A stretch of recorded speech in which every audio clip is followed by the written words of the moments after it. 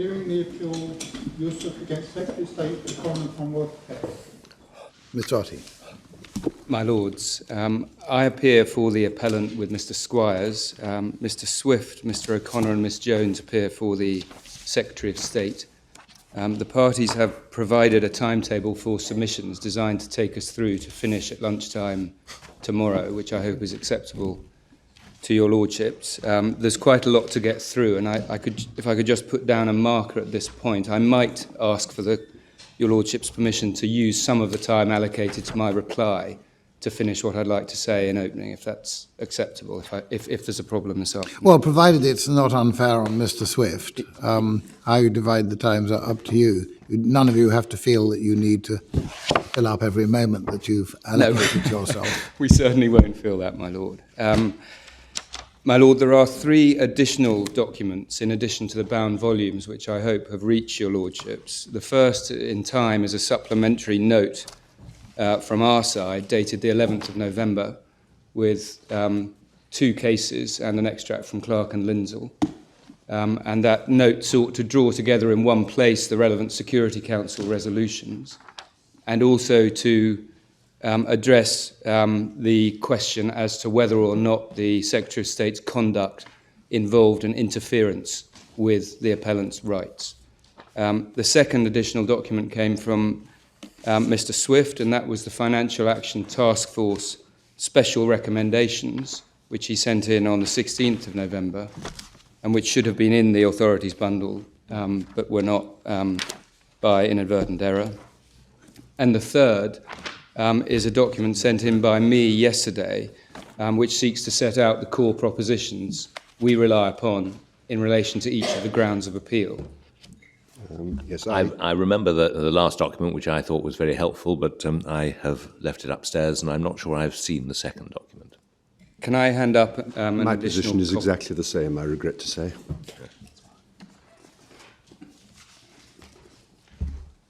These aren't stapled, I'm afraid. There are 2 additional copies there of the core propositions document. We won't get to the... my own friend's got copies of the special recommendations.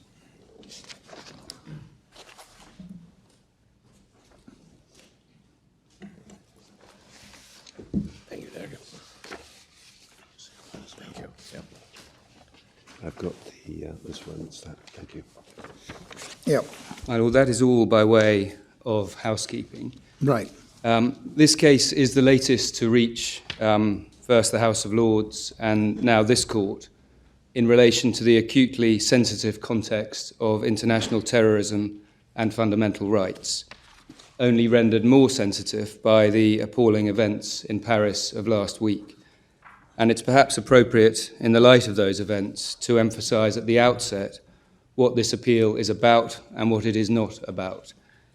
It is no part of the appellant's case to either diminish the very grave threat posed by terrorism or to suggest that Parliament may not authorise stringent restrictions on fundamental common law and convention rights in response to that threat. The appeal is concerned, on the appellant's case, with what Lord Bingham, writing extrajudicially, described as the role of the courts as guarantor of legality and individual right. The priceless gift, as he put it, subject only to constraints by law established of individual freedom. This is the second occasion upon which this court has had cause to consider the particular fate of individuals such as the appellant, who are the subject of asset freezing measures related to United Nations Security Council resolutions concerning the prevention of terrorism, and who have been included in what is known as the consolidated list maintained by the 1267 Committee of the United Nations. In Ahmed in 2010, the court struck down 2 sets of domestic sanctions measures responding to those resolutions as outside the powers conferred by Section 1 of the United Nations Act 1946. The court, agreeing with the Court of Appeal, also described those the subject of asset freezing in striking terms. They were referred to as being effectively prisoners of the state, and the restrictions they faced were variously described by Lord Hope and others as remorseless, oppressive, and devastating. Each case must depend on its facts, mustn't we? We've got some evidence as to the extent to which there have been relaxations in this case. That's absolutely right, my lord. Mr. Youssef was one of the appellants in Yes. Ahmed as well. Yes. And there's also a detailed account in his witness statement as to the impact upon his family's life of these restrictions. It's really for the broad context of the impact of these measures that I draw attention to those observations. Where's his witness statement? It's in core volume 1, my lord, and the passage is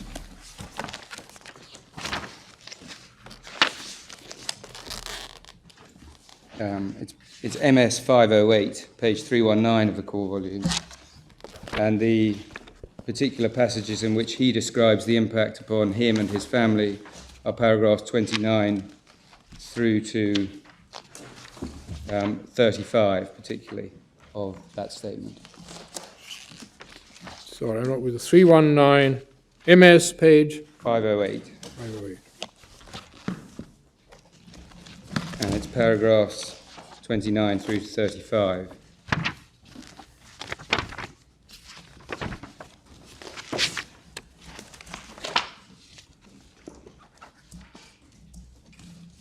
Yep. And Mr. Youssef had, of course, been a subject of sanctions for some 5 years before the principal relaxations described in my learned friend's case. This is 2010. That's 2010, my lord, yes. Is there, what's the up-to-date? Is there something more up-to-date? There's nothing more up to date, my lord. That was when these proceedings commenced. No, but here we are in 2015. And nothing has changed, my lord, so far as his position is concerned. He has not, as the Secretary of State has identified, applied for licensing relaxations in relation to his position. Yep. And where does he deal with his, I mean, you said that it's no part of his case to diminish the threat of terrorism. Where does he deal with that? He doesn't deal with that in the statement, my lord. I make that point. As I know you do, but where do we find him saying it? Because, I mean, the ombudsman or woman or what it is has relied very heavily on statements made by your client publicly, She has, my lord. which he hasn't denied. My lord, They are certainly not the sort of statements which are diminishing the threat of terrorism. If anything, they're no, my lord. praising it. Perhaps a more, firstly dealing with those remarks attributed to him. Yeah. I'm not in a position to engage with the detail of those myself as an advocate today. Why not? Their significance, the extent to which they're accepted, the context in which they're to be put, the accuracy of the translations relied upon, are all matters about to be investigated in immigration proceedings. Would it be helpful to have something from your client which said that it's all nonsense and he denies it all? Well, my lord, if I may, I'll come Well, back. you haven't, so there we are. I'll come back with a particular response on instructions, if I may, my lord. I will deal with the ombudsperson's position more substantively later, but one initial point I would make in relation to her concluded view is, firstly, she relies entirely upon statements attributed to my client dating from the period 2011 to 2013. Yeah. Secondly, she has, in her approach, excluded entirely any reliance upon the Egyptian convictions, which are at the heart of my ground one.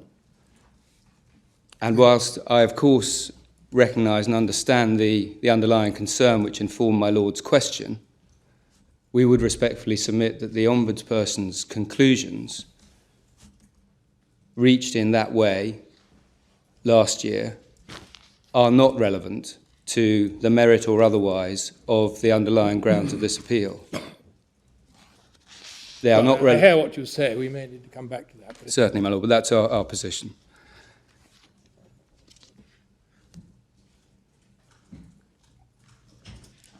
In any event, by way of up-to-date position, it's common ground between us that today my client remains substantively in the same position as he was at the time of Ahmed in terms of the freezing of his assets. The restrictions imposed upon him have now lasted for more than 10 years. He has yet to have access to a court to challenge the merits of the allegations relied upon against him, and he has no means of obtaining a court order that he be removed from the consolidated list. He has, however, since the decision in Ahmed, learned more about the circumstances which led to his inclusion in the consolidated list in the first place. And three aspects of those circumstances are at the heart of this appeal. First, he has learned that he was proposed for inclusion in the list by Egypt on the basis of his conviction in absentia in Egypt, a conviction obtained as a result of evidence which, in separate proceedings relating to a co-defendant, the Court of Appeal in this country has found was obtained by torture. Yes. Secondly, it has been accepted that the United Kingdom was aware at the time that it supported and agreed to his designation that it was being proposed on the basis of evidence which was tainted by torture, in the sense that it either had been obtained by torture or it may have been so obtained. And thirdly, it has been made clear that the United Kingdom considered it sufficient to support and agree to the designation that there was only a reasonable suspicion that the appellant was associated with Al-Qaeda, and that it was not necessary that there was either a reasonable belief or a conclusion on the balance of probabilities that this was the case. And it's against this background that the appellant contends that the United Kingdom's decision to support and agree his designation should be declared unlawful on three grounds. First, we say it was unlawful given the torture-tainted nature of the proposal for the designation as it was known to the United Kingdom. Secondly, given the drastic nature of the consequences which flowed and which were intended to flow from the designation, and by reference to the principles articulated in Entick and Carrington, the Secretary of State had no sufficient power to give the consent he did.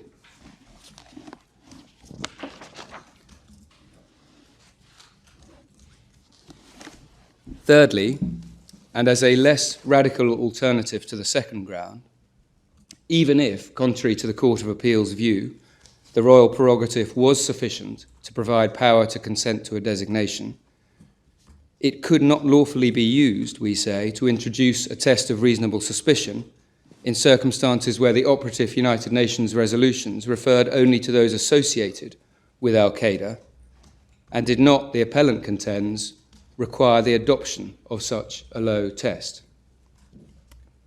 And finally, as a fourth ground of appeal, the appellant contends that even if he is not entitled to a declaration of unlawfulness at this stage as to the United Kingdom's conduct, he is entitled either to a merits review of the case relied upon against him by the respondent, or at least to a more intense level of review than has occurred to date. But what are we reviewing? The decision of the committee, which was the decision maker?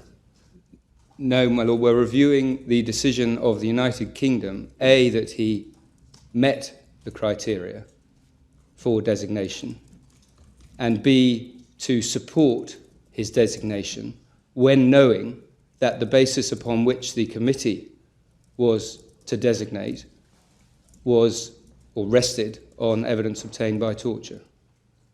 But the fact that the Foreign Office can effectively veto something does not make it any the less the decision of the committee if the Foreign Office does not do so.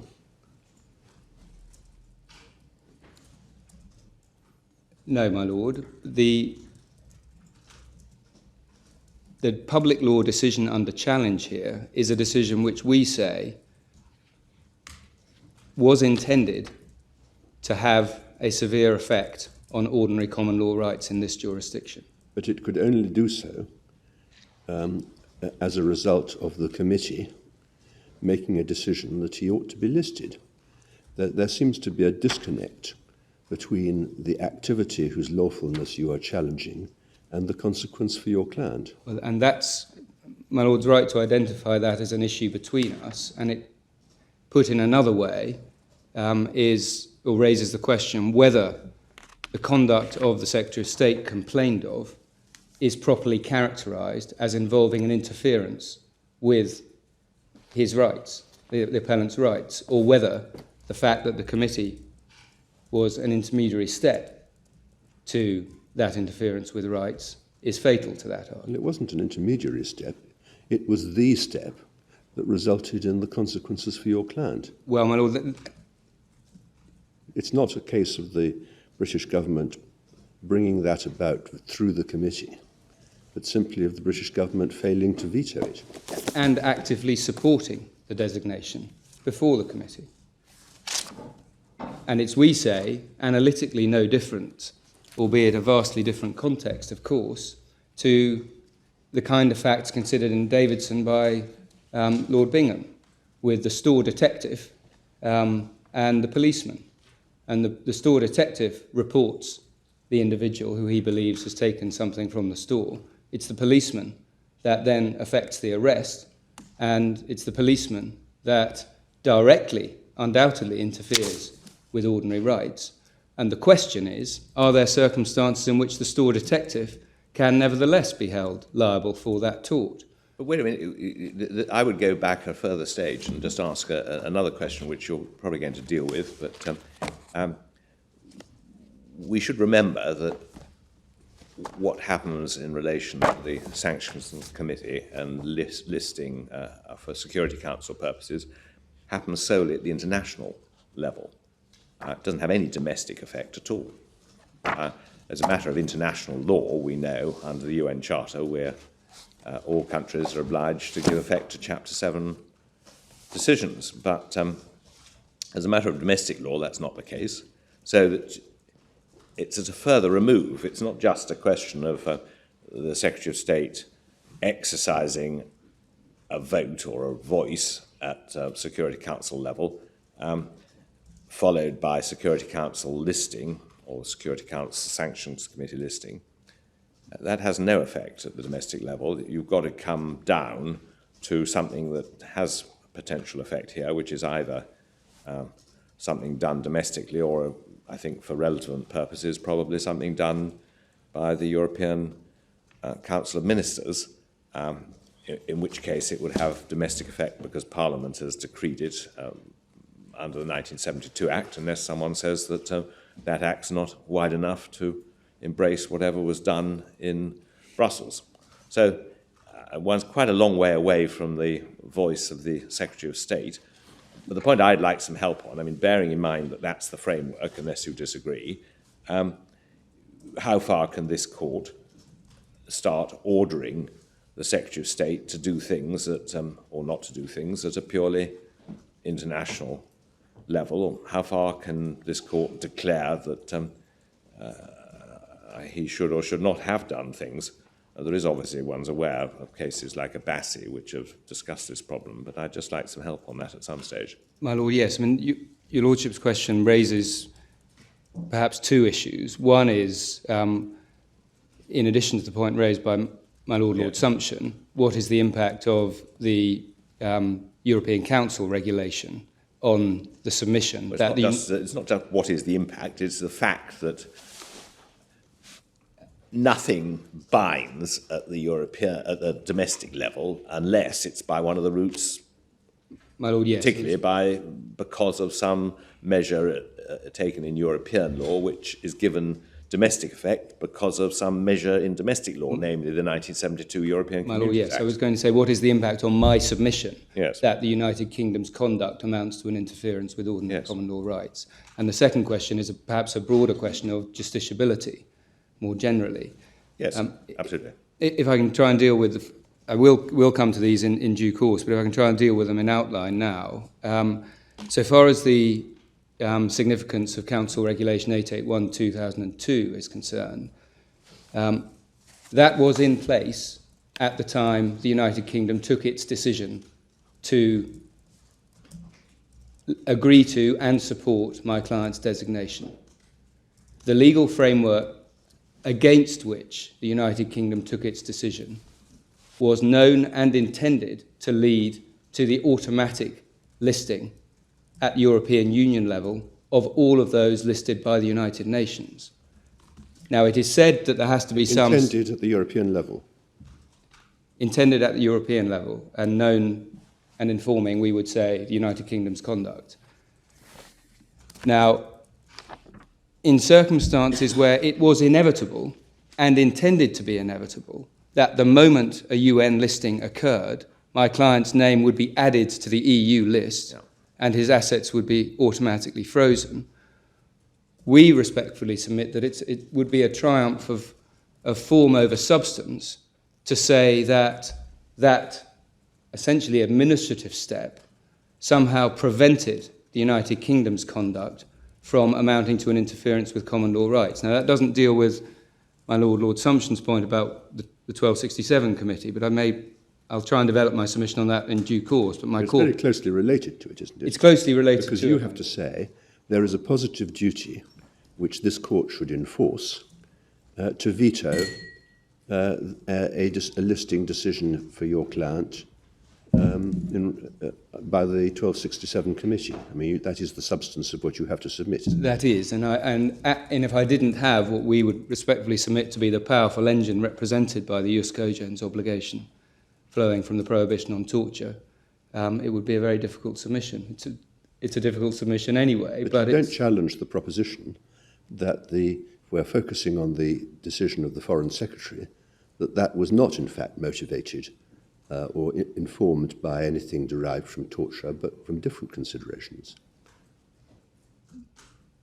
No, my lord, I don't challenge the finding that the Secretary of State's conclusion that my client met the criteria was founded on different considerations. But you have a separate point there about the standard to which he was satisfied, as it were. But you're running a different argument at this point. He had a positive duty not to support a resolution which was based on evidence obtained by torture. Exactly. Yeah. And the question whatever the standard to which it was satisfied, you accept it wasn't torture-related. His decision. His decision. His own decision. Yeah, this is a different point, yeah. as we seek to put it. Yeah, exactly. Which is that knowing that the committee's proposed basis for designation was thought to be tainted, jus cogens required the step that we contend for. Yeah. What was the evidence about what the Foreign Secretary knew about the detail of Egypt's proposal and about what other members of the Security Council had said in supporting the designation? Insofar as what he knew about the Egyptian convictions, the evidence was a little opaque because the evidence of Mr. Morrison sought to set... Not about the Egyptian conviction, but about the basis of Egypt's proposal and the content of what the other Security Council members were submitting. I'll come to the documents, my lord, but the evidence shows that there were 3 documents before the committee. The first was a note verbal from Egypt expressly referencing the Egyptian convictions.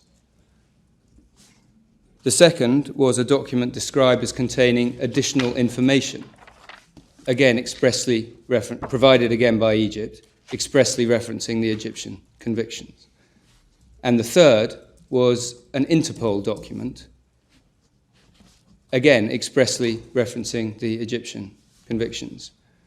I think you'll come on to it. You must get on with your case, but I think my question was, what did the Foreign Secretary know about the collection of information about your client within the We know committee? The Foreign Secretary knew of those matters because those were all shared before the committee. We don't know anything else about what was before the committee. So we don't have any evidence, is this right, about what the reasons for supporting the listing by the other members of the committee were? No, we don't, my lord. My point on that is that the mandate of the committee, as reflected in the resolutions, required it, we say unsurprisingly, to act upon the basis of information provided to it and received by it.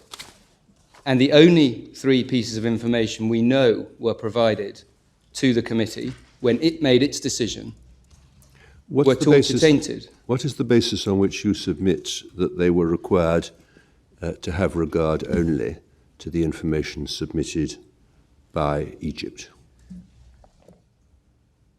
In 2005, I understand... The committee? Yes. Or the... Yes.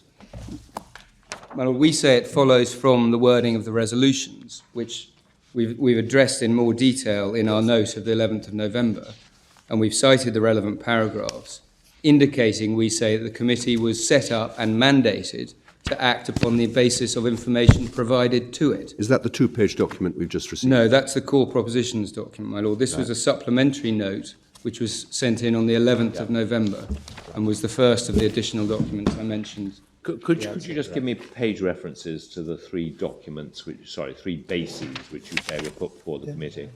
Yes, my lord. No,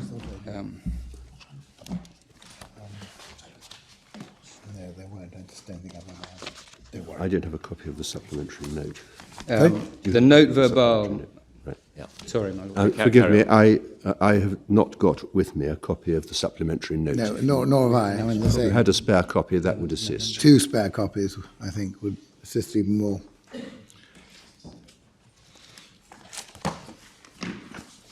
We're just handing up 2 spare copies of that, my lord. Sorry, when you mentioned them, I thought they were a different document. I beg your pardon.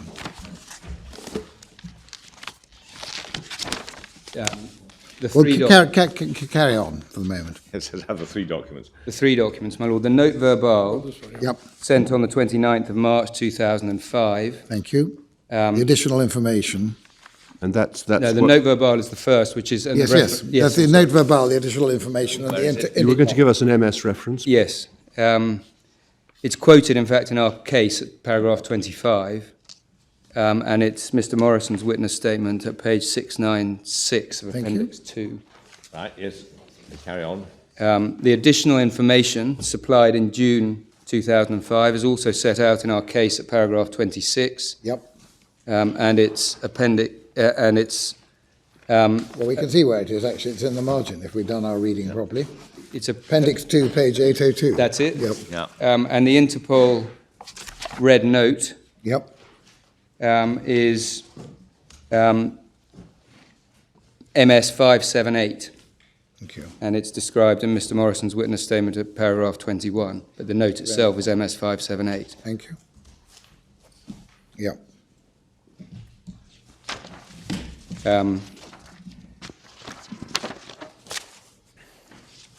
Can I go back to how we put our core arguments on this first ground of appeal? And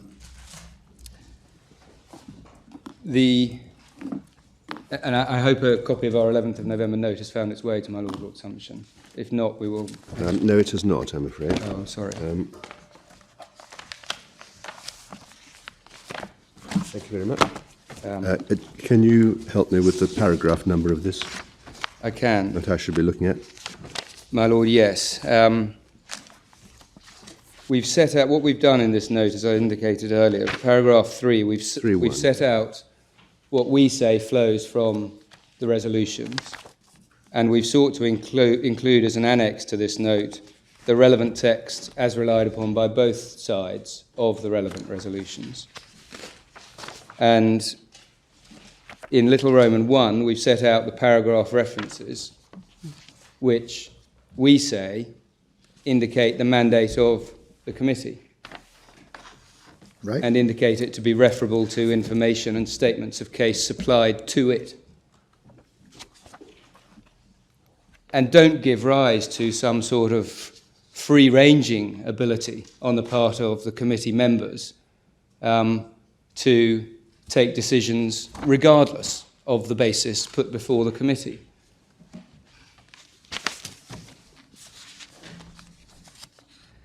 Right. Just while we're on that note, just to introduce it further, if I can, we say that it's really the first Little Roman 1 to 5 of paragraph 3 all go in different ways to that point.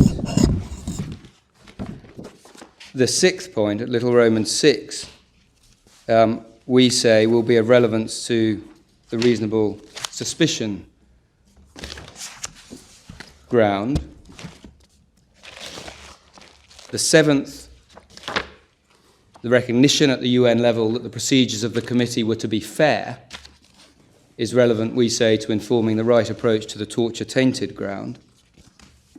If I see. And the eighth is relevant to the Entic and Carrington ground, and it brings me back to the point that was just being explored in exchanges with your lordships, as to the significance of the automatic effect, as we would have it, of a listing at the UN level. Because whilst I accept, as a matter of legal theory, in terms of sequencing, and as a matter of sequencing, my Lord Mance's summary of what was happening, the substance here was that the key decision was being made by the 1267 committee.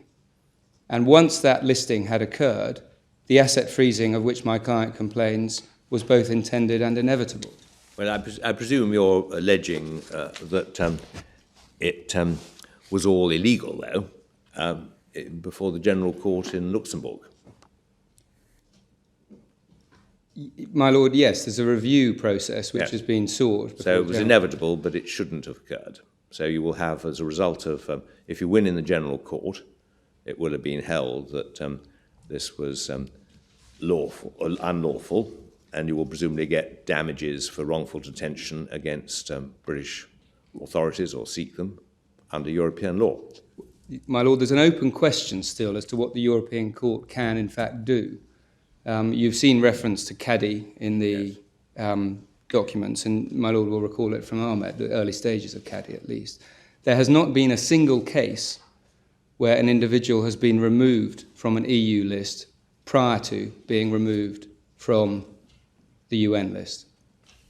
Well, that doesn't strike one as consistent with the statements about the autonomy of the European legal regime or order. No, my Lord, and that tension still has to be worked out. So, I mean, all right, you may get damages.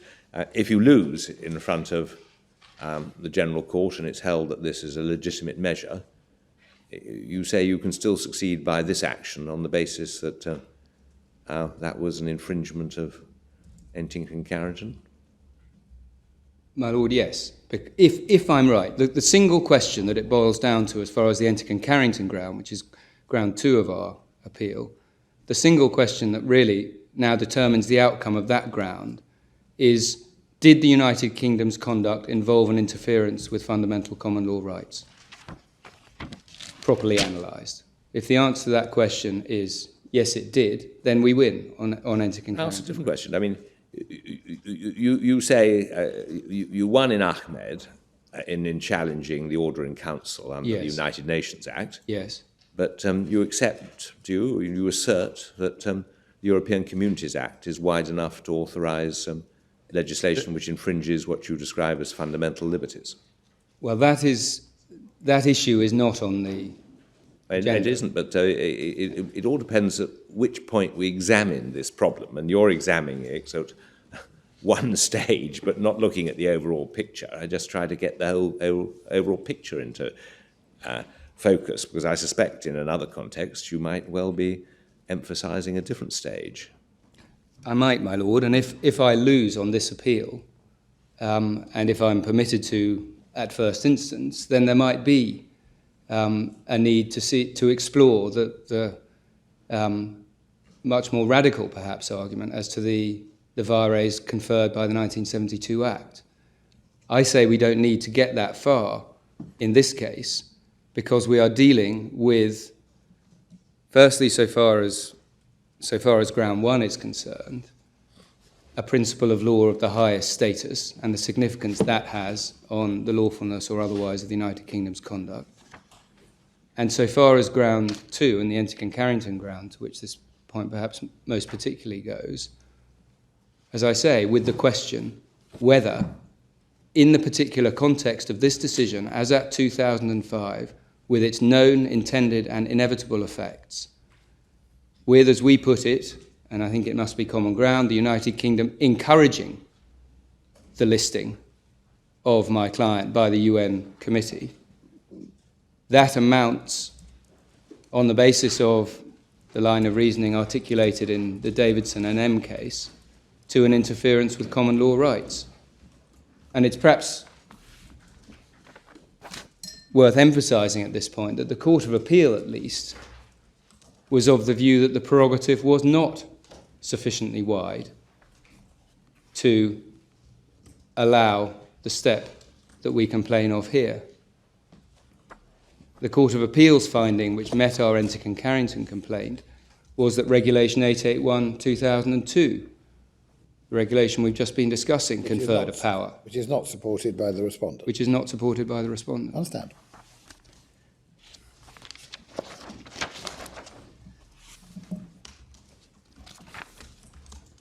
My Lord, can I go back to our ground one? And I hope some of the matters we've been canvassing there'll be a chance to return to, and I'll hope to put ensure I put my submissions as clearly as possible on them as I go through. The argument on ground one, and we've put the references to where it's addressed in the judgments below and in the printed cases in the core propositions document that you've got. Yes, thank you, it's helpful. The argument has three stages. The first is that the proposal from Egypt for the designation and the committee's ultimate decision to designate was based, at least in part, on torture-tainted material.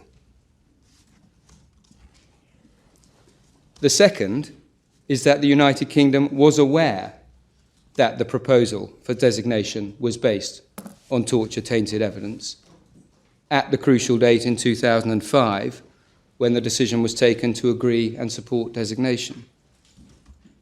And the third is that in those circumstances, the jus cogens nature of the prohibition on torture, embracing within it, as we say it does, a mandatory exclusion of evidence obtained by torture from all proceedings, barred the United Kingdom from agreeing to and supporting the listing on that basis. Yeah. Now,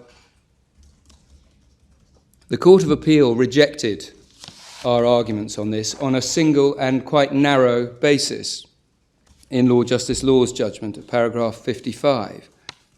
And that was that the status of a norm as jus cogens erga omnes empowered but did not oblige a state to intervene with another sovereign to insist on respect for the prohibition on torture.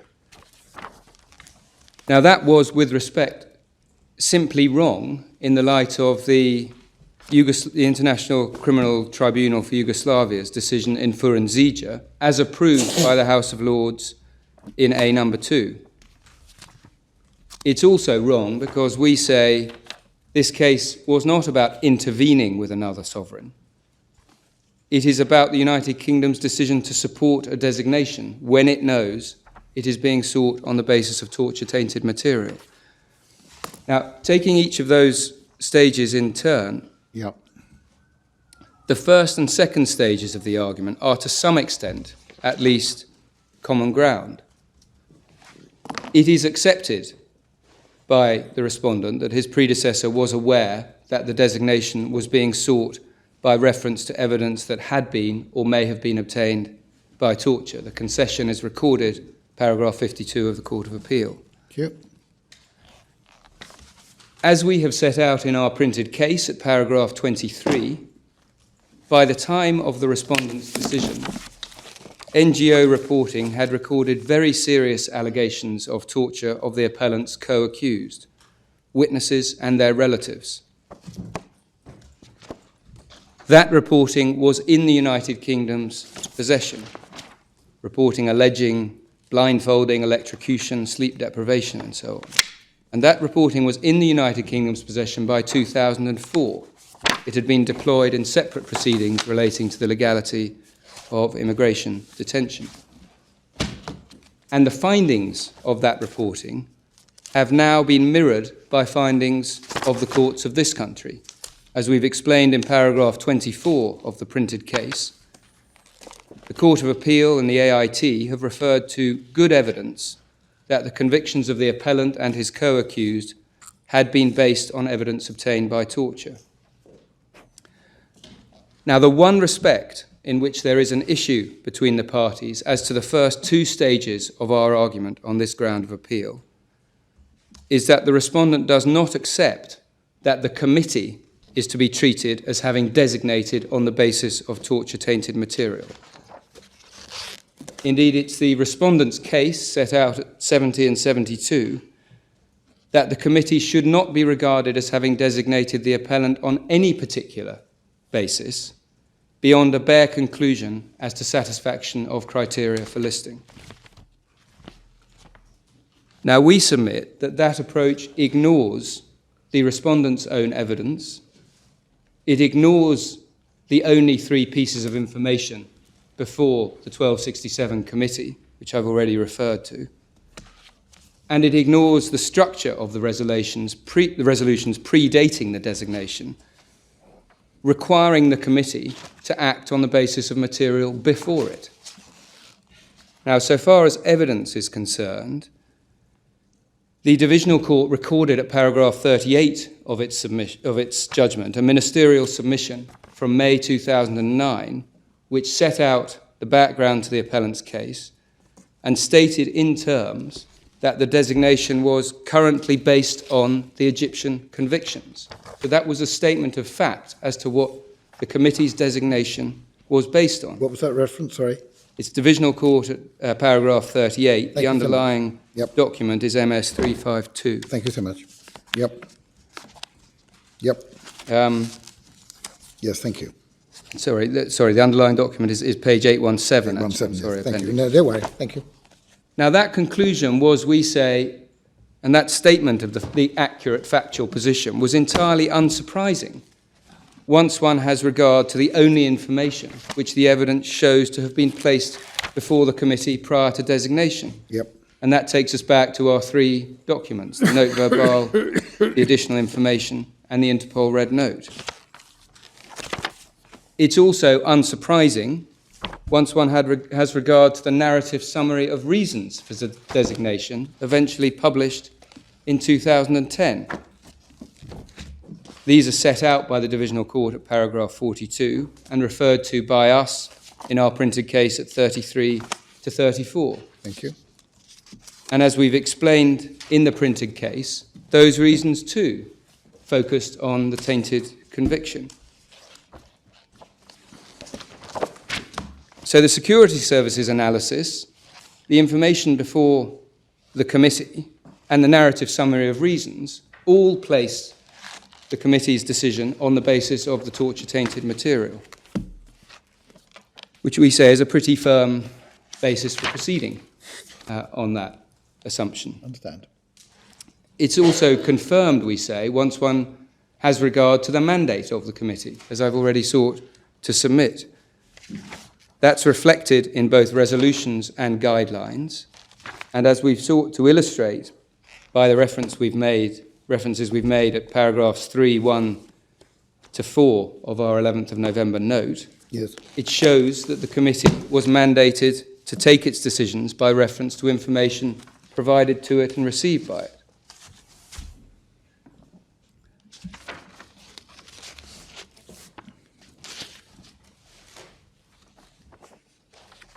It's also reflected, we say, in the United Kingdom's own correspondence at the international level,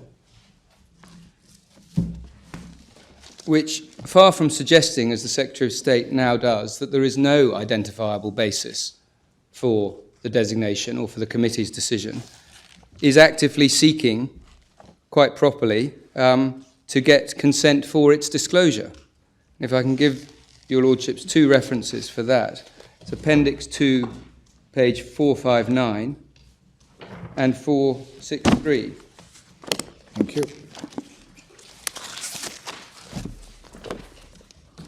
That's MS Yes. 648 and 652. Thank you.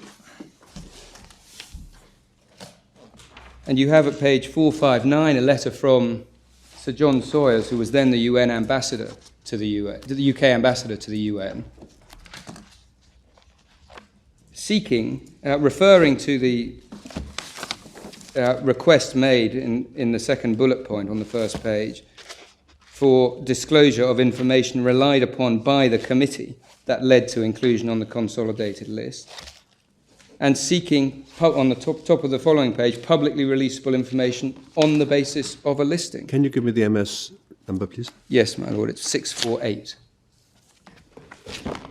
In Appendix 2. You'll find it's in Appendix Page 2. 459 of Appendix 2. It doesn't have... It hasn't got the MS number on it, 459. 459 is the number Appendix on 2, the 459 and 460. and 463 And then for the 463 for the other. UN's reply, which indicates... The first bullet point on 459 and the first sentence on 460. Yep. And then you get the reply on page 463, Yep. which makes it clear that the requested information is confidential and can't be released without the express authorization of the designating state. Now, all of this, we say, is of a piece with a picture which shows the committee to be making decisions in accordance with its mandate on the basis of information provided to it. And as at 2005, what was known to the United Kingdom was that on the evidence, the only information provided to the committee was torture tainted. And that, we say, was the basis of the committee's decision. And that then takes us to, obviously, the critical third stage of our ground one. What are the implications of that set of facts once one has regard to the jus cogens nature of the prohibition on torture? Your statement that was the only information available to the committee, is that based on the information in your 11th of November note about the terms of the resolution, or is there other evidence that shows what information the other members of the committee actually had? It's one thing to say that they had this information emanating from it appears that the United Kingdom government had some further information. Do we have evidence that rules out the possibility that other states did as well? No, we don't, my lord, but, and it's an important but, we respectfully submit, we do have evidence, and it is the Secretary of State's evidence, that the information in the possession of the United Kingdom was not shared with the committee. Yes. And the only evidence we have as to what was shared by the committee, as distinct from what was privately in the possession of individual states, is these three documents. And that is the critical foothold for my argument.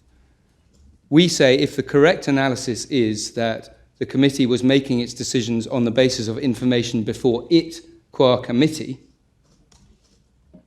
which we say is the natural and sensible approach, frankly, but the natural approach, once one looks at the mandate of the committee, then it is to that information that one must look in determining what the basis for the committee's designation was. Why aren't you arguing that the Secretary of State took into account irrelevant material then? Well, in a sense, we are, my lord. We say his own views as to satisfaction of criteria were irrelevant. And the criteria by reference to which he was satisfied, or the information should have been disregarded. Irrelevant to meet this objection. If the Secretary... No, not to meet this objection. He shouldn't have voted on the basis of information that he had privately, rather than information before the committee. That's right. He took into account irrelevant information, if your argument's correct, because you say that the committee, and therefore members of the committee, should only take into account the evidence provided to the committee. That's the point Lord Mance is putting to you. I see that the logic of that being a natural extension of our position. We wouldn't need, we would respectfully submit, to go that far. In any event, would it be a question of English law? The question what information the members of the committee may take into account, including the United Kingdom, depends on questions of international law, doesn't it? And the internal international rules governing the conduct of organs of the United Nations? The question is a question informed by international law. Well, it is a question of international law, isn't it? The question is, on what basis can a listing pursuant to the resolution be made by the 1267 committee? That can't be anything other than a question of international law, can it? No, my lord. The question before this court is what was the legality of the United Kingdom's participation in that process? By which law? I'm sorry, my lord. What was the legality by which law? What was the legality, as a matter of English law, informed by the prohibition on torture? But if it was legal to take into account other information as a matter of the law governing the proceedings of the committee, where does English law come into it? Because we say the reach of the jus cogens prohibition is that any proceedings of, as we characterise them, a quasi-judicial nature must exclude evidence obtained by torture. It's not quite. That's a proposition based on jus cogens as a matter of international law. Yes, and we say that once that proposition, if that proposition is good, then the United Kingdom was obliged not to support a designation on that basis. You are asking us to adjudicate upon international law matters, aren't you? Well, I am, my lord, but there's nothing objectionable in principle with you adjudicating on international law matters if there is a proper domestic law foothold. Exactly. But I mean, you're also saying that we ought to make a decision, the substance of which is that the whole of this committee acted unlawfully in accordance with international law, because that's the whole basis on which you submit that the United Kingdom should have vetoed it. My lord, yes. That is the effect. We say the committee, as a matter, if one was looking at this purely as a matter of international law, and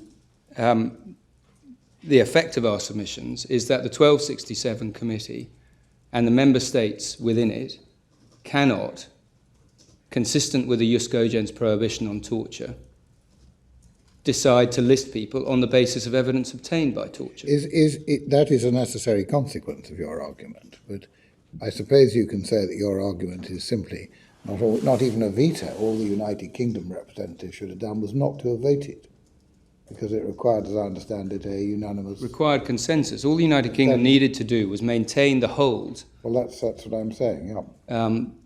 Well, it was only maintain the hold for 6 months. What's the procedure thereafter? Well, at that stage, there wasn't a limitation on the length of the hold. So they should have...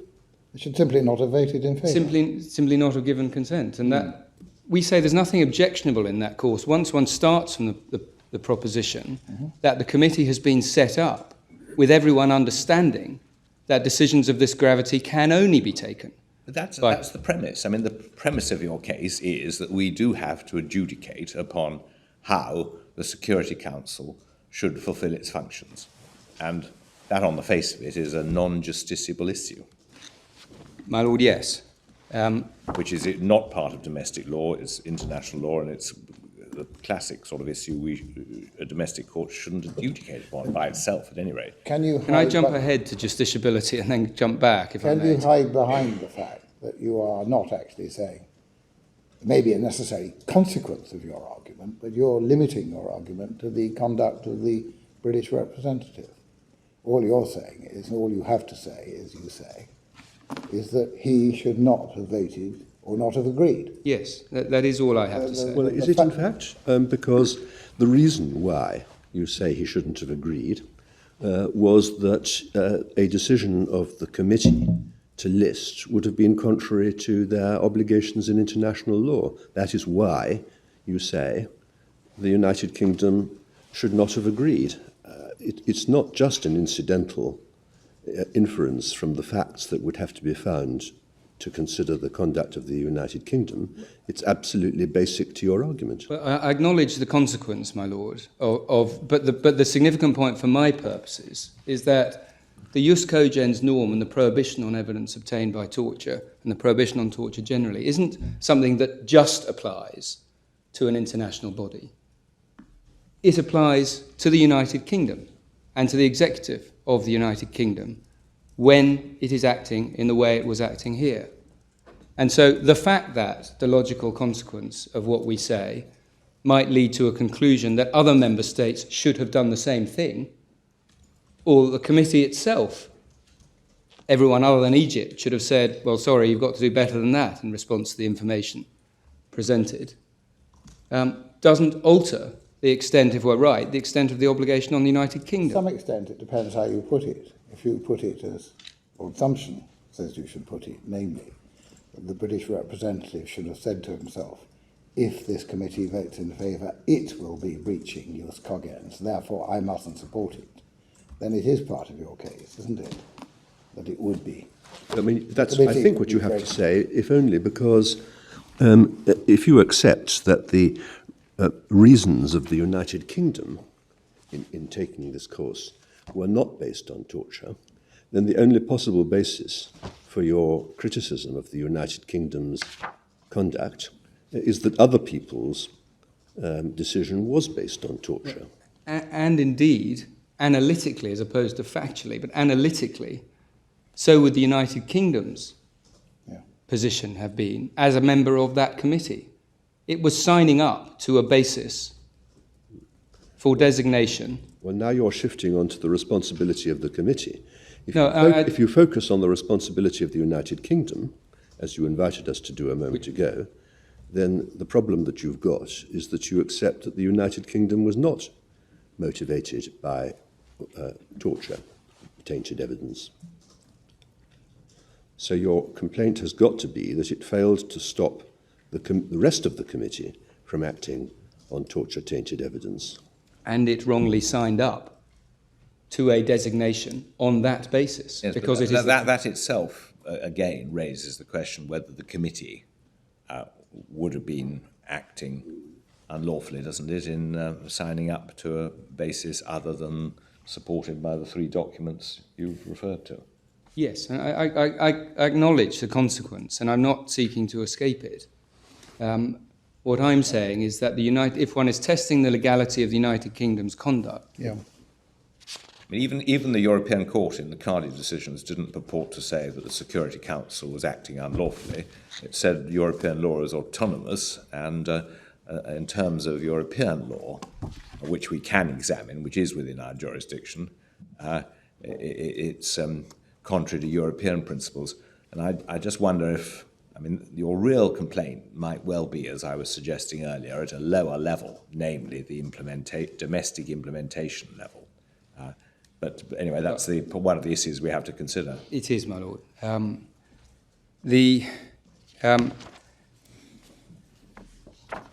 I just give, my lords, some core points on justiciability before going back to torture, because rather dispiritingly, but quite understandably, it was one of the first questions raised before both the Divisional Court and the Court of Appeal, which indicated the incline of the gradient we had to face, but as I say, quite understandably raised, but it is answerable. The first point, although this wouldn't of itself confer justiciable status, is that the United Kingdom's decision-making in both nominating individuals for designation before the committee and agreeing to their being designated by the committee is conceded by the Secretary of State to be justiciable, and has been so conceded repeatedly. And I'll give your lordships three references, if I may. Firstly, that was conceded in Ahmed. That's Volume 1, Tab 2, page 608, and the Court of Appeal's judgment at 118, which records the concession. I'll come back to Ahmed in detail later. Sorry, Court of Appeal, paragraph? Paragraph 118. It was the premise for argument and conceded in Mafta and Khaled in the Court of Appeal, which you find at Volume 3, Tab 19. And it's conceded in these proceedings in the detailed grounds at Appendix 2, page 675. So that's the starting point, but that's a concession and an approach which was right, we say. We say the focus of the challenge is decision-making by the United Kingdom executive.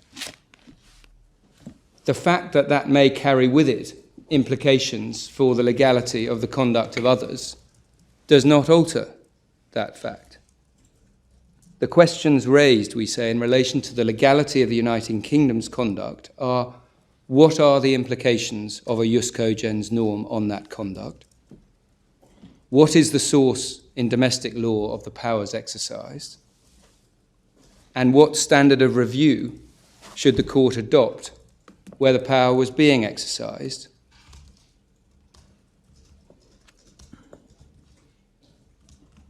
The third point we make is that the decision-making has had a direct effect, and I'll come back to this in more detail on the question of interference, but it's had a direct effect on fundamental rights in this jurisdiction, on conventional common law principles. The fourth is that despite the fact that this conduct obviously occurred on the international plane, it did not involve any classic exercise of foreign relations. It concerned instead participation in a process which purported to be fair and which purported to have a determinative effect on individual residents in this jurisdiction. And we say the Court of Appeal was right not to reject our case by reference to any concern about foreign relations. And finally, the fact that consideration of international law issues, and in this case the meaning of particular resolutions, is required as part of our challenge, does not render the case non-justiciable. And that follows, we say, from a whole line of cases, including, most obviously, Ahmed. But going back to Abbasi and other cases to follow that. So we say we are in justiciable territory, and the only question on this first ground which remains to be argued about is what is the nature and reach of the jus cogens norm. Can you remind me, which proposition do you extract from Ahmed in support of the point you've just made? Ahmed was concerned with the question whether the Al-Qaeda order was The point I just made, by was the 1946 Act. Yes. I'm not aware of any part of the analysis in Ahmed which reviews the propriety of the conduct of the 1267 committee. I'm sorry, I obviously didn't make my submission in the terms I intended. My point on Ahmed was that it's no barrier to justiciability, right, that there is a requirement for interpretation of Security Council resolutions. Right. And that's exactly what happened in Ahmed for the purpose of determining the 1946 Act point. The court had to consider what was necessary in the light of the resolutions and what was expedient in the light of the resolutions. And so it had to consider what the meaning of those resolutions was. Now, that's a different point to the question of propriety. But I wasn't relying upon Ahmed for that purpose, my lord. I hope that's clear. So we go then to jus cogens, and for this purpose we rely upon A number 2, and we say A number 2 supports the 4 core propositions we've set out under this ground in our core propositions document. There's no principle with a higher status than that of the prohibition on torture. That status requires states to do more than merely eschew its practice, but to take positive steps to forestall it. Thirdly, save in limited and exceptional circumstances, no use whatever may be made of the fruits of torture. And so, which of, I mean, it's the second proposition, isn't it, that you rely on? The positive steps, you say, include vetoing the proceedings of international organisations. It's the second and the fourth, my lord, where we deal directly with Again, you're on this point, you referred to heavy incline, but on this point, it's not such a heavy incline because you're not actually saying veto. You're simply saying they didn't have to vote.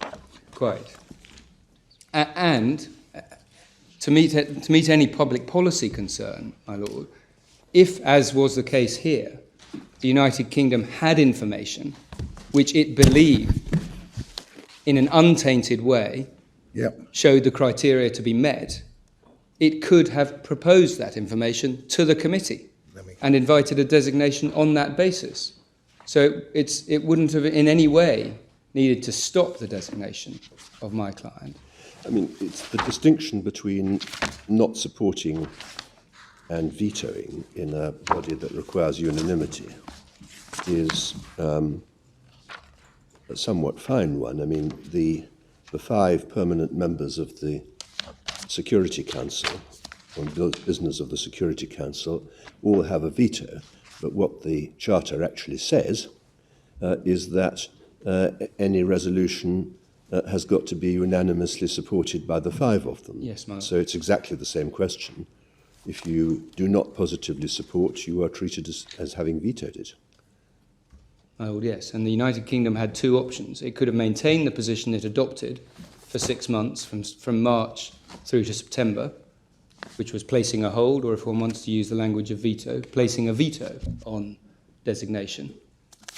Or it could have said to itself, well, we can't agree to a designation based upon torture-tainted material, but here is some non-torture-tainted material which we think the committee can and should properly act upon. The fact that non-voting is mischaracterised as a veto doesn't mean it still amounts to not taking an act rather than taking a step. No. For what it's worth. Whatever way one puts it, these articulations of the problem are suggesting that what we say is that the United Kingdom was required, the Secretary of State says, to stymie the activities of the 1267 Committee. And that isn't, we say in substance, what was required. Because of, in this case, the possession on the United Kingdom's part of torture-free material. But in any event, if we are right as to the fundamental nature of the prohibition on torture, then it doesn't matter. We say that prohibition does go as far as we contend in our 2nd and 4th propositions. And there is good principled reason for that.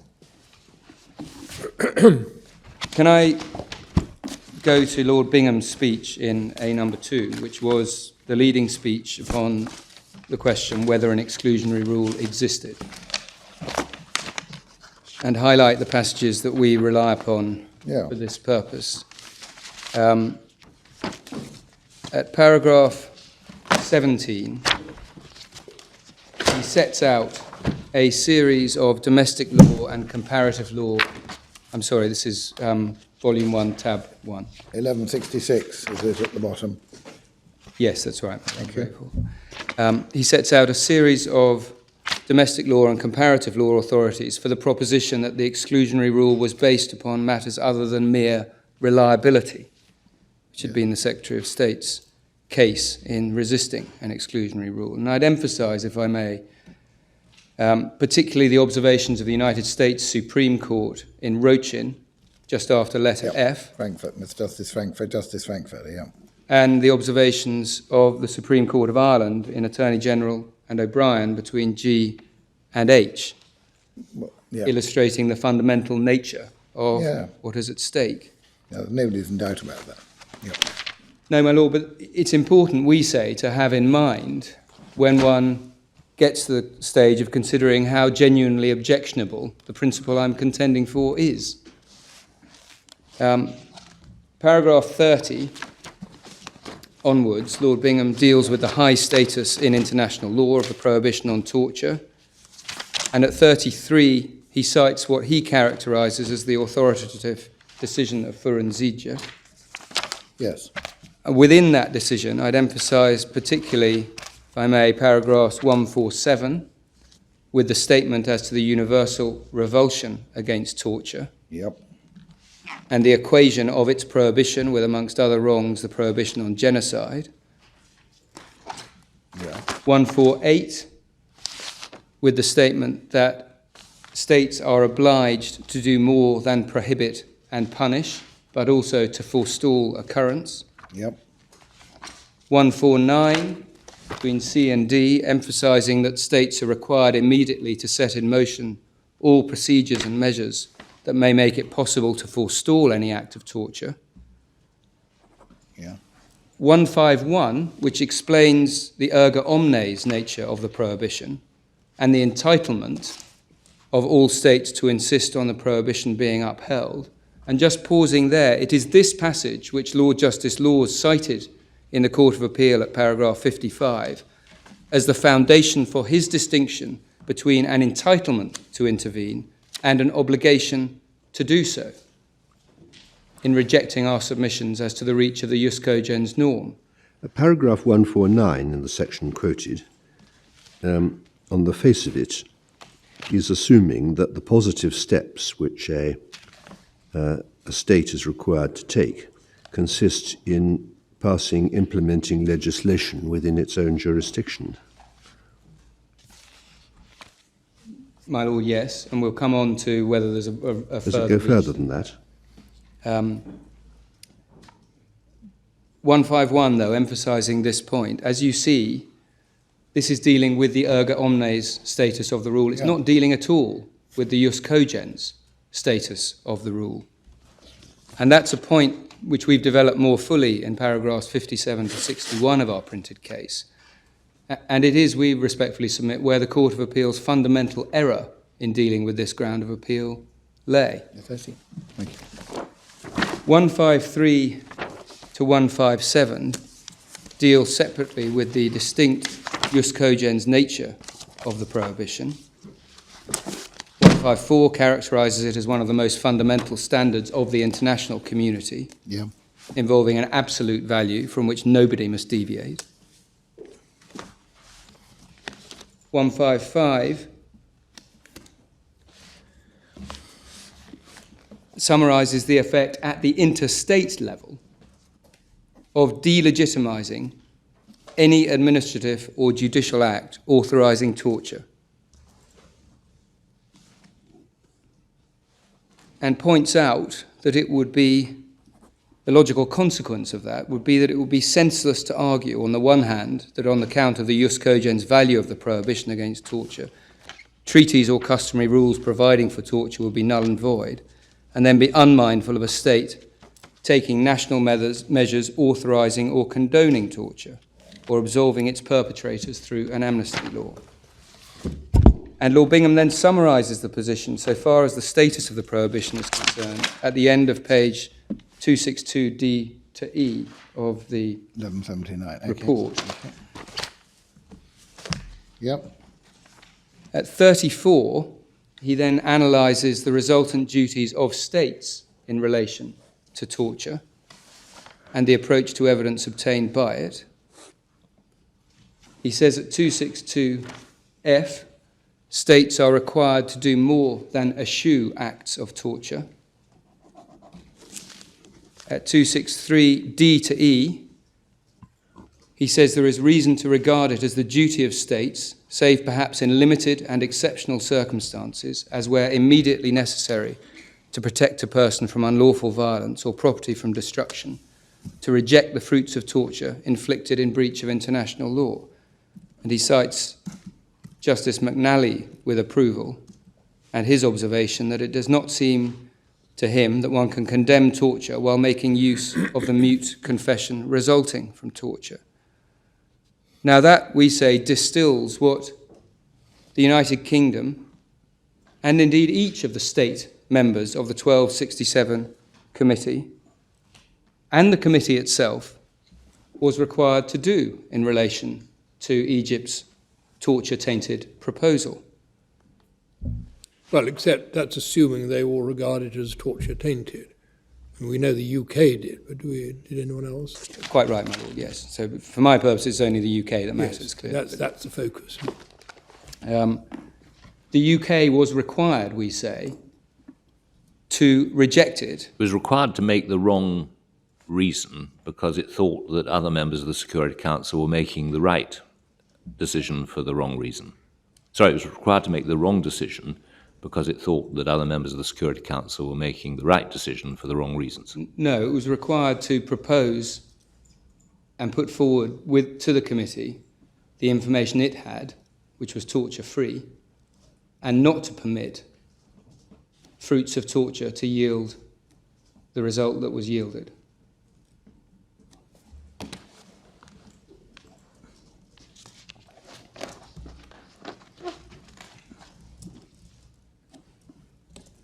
I keep coming back to it, but it's important to have in mind that fact that the United Kingdom had an untainted basis for satisfying the criteria. But in any event, my Lord, we would put it, if it were necessary to do so, we would put it as high as saying that where a quasi-judicial proceeding is taking place,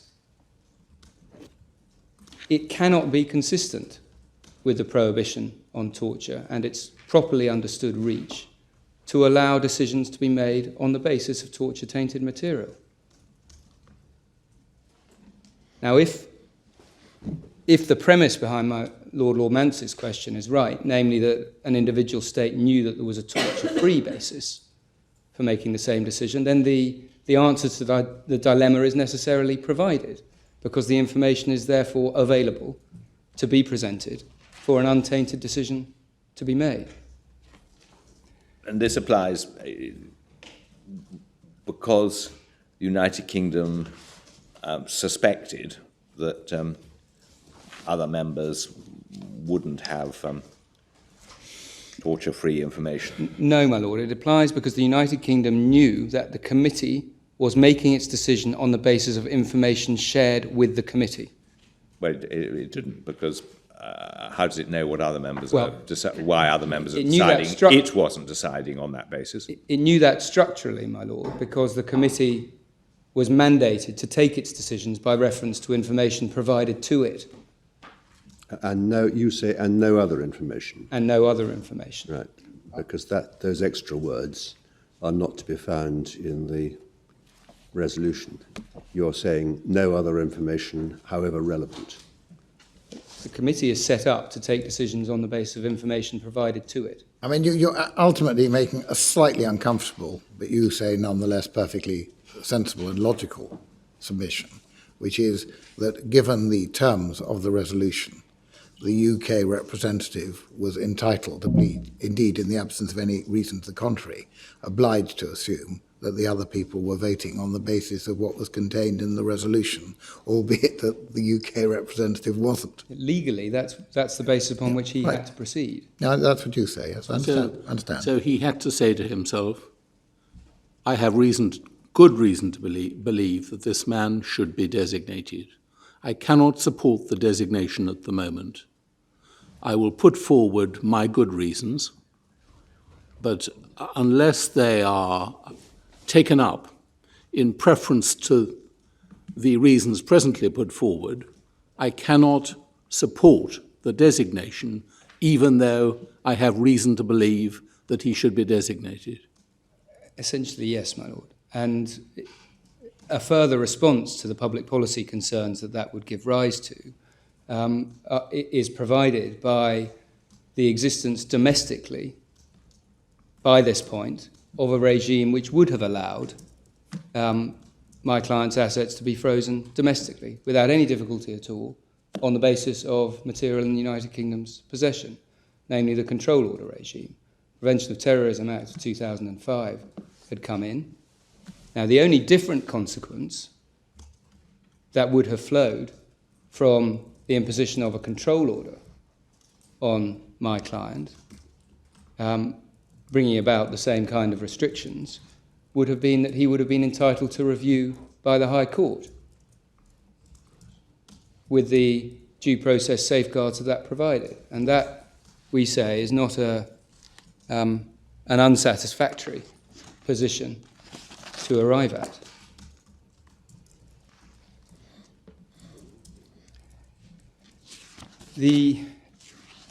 Lord Bingham's speech, paragraph 35, was the next passage I wanted to emphasise, where he refers to Article 15 of the Torture Convention and the blanket nature of the prohibition it creates in relation to any proceedings.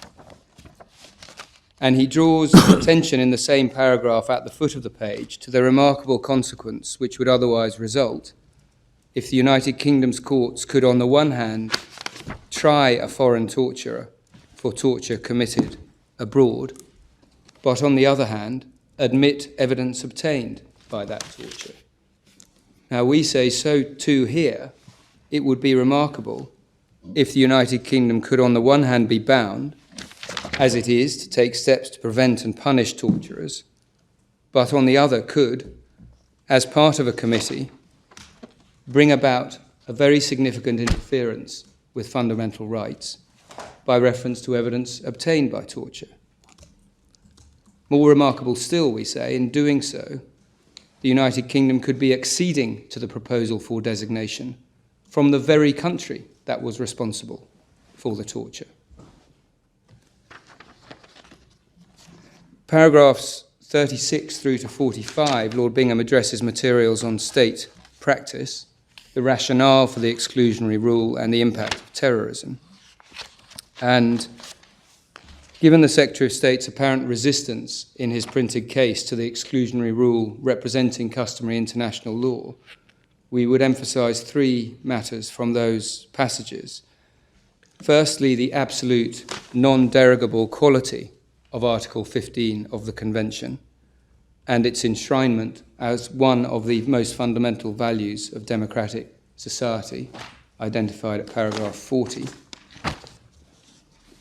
Secondly, the fact that despite extensive researches by the parties and by the interveners, the House had not been referred to any decision, resolution, agreement, or advisory opinion suggesting that evidence obtained by torture could be admitted in legal proceedings. That's paragraph 45. And thirdly, the fact that as at 2005, 140 countries had acceded to the Torture Convention, including within it, of course, Article 15. Yep. Now, those materials are, we submit, entirely adequate to satisfy the twin requirements for the formation of customary international law, namely consistency and generality of practice, and acceptance of that practice as reflective of a principle of law. Paragraph 50, Lord Bingham indicated that he was unimpressed by arguments based upon the undesirability of upsetting foreign regimes which might resort to torture as a result of the acceptance of such a principle. Yeah. And that, we say, is of relevance in considering this case too, where the Secretary of State seeks to rely upon the sensitivity of what we say was required. And finally, at paragraph 52, Lord Bingham expresses his conclusion on the primary question as to the existence of an exclusionary rule, and holds that the existence of such a rule is made out both by reference to the common law and by reference to international law. Now, before leaving paragraph was that? 52, my Lord. Before leaving A number 2, I should also draw attention to and give the references for, firstly, a passage in Lord Bingham's speech at paragraph 47, where his lordship accepts that the executive would not act unlawfully if acting on the basis of torture-tainted material in an emergency and an urgent context, and similar observations from other members of the Judicial Committee at 67 to 8, 93 to 4, 131 to 132, and Sorry, what was that, 60? 67 to 68, 93 to 94, Yeah. 131 to 132, and 161 to 162. Thank you. Importantly, we say, each of the passages are concerned with executive decisions taken on the basis of urgency. Sorry, can you give me those paragraph numbers again? Forgive me. Certainly, well, it's 47 of Lord Bingham, and then it's 67 to 68, which I think is Lord Hoffman, 93 to 90, 93 to 94, no, sorry, 67 to 68 was Lord Nichols, 93 to 94, Lord Hoffman, 131 to 132, Lord Roger, and 161 to 162, Lord Brown. Now, as I say, we say each of those passages are concerned with executive decisions taken on the basis of urgency, not as part of any determinative stage of any proceedings. And where the rights are affected, and this is also, of course, important to the way we put our case, the rights affected by, for example, a decision to search or arrest are fully safeguarded by subsequent and prompt access to court. And that is a very long way, we say, from the non-urgent, quasi-judicial decision-making of the 1267 Committee, where no subsequent access to court is available.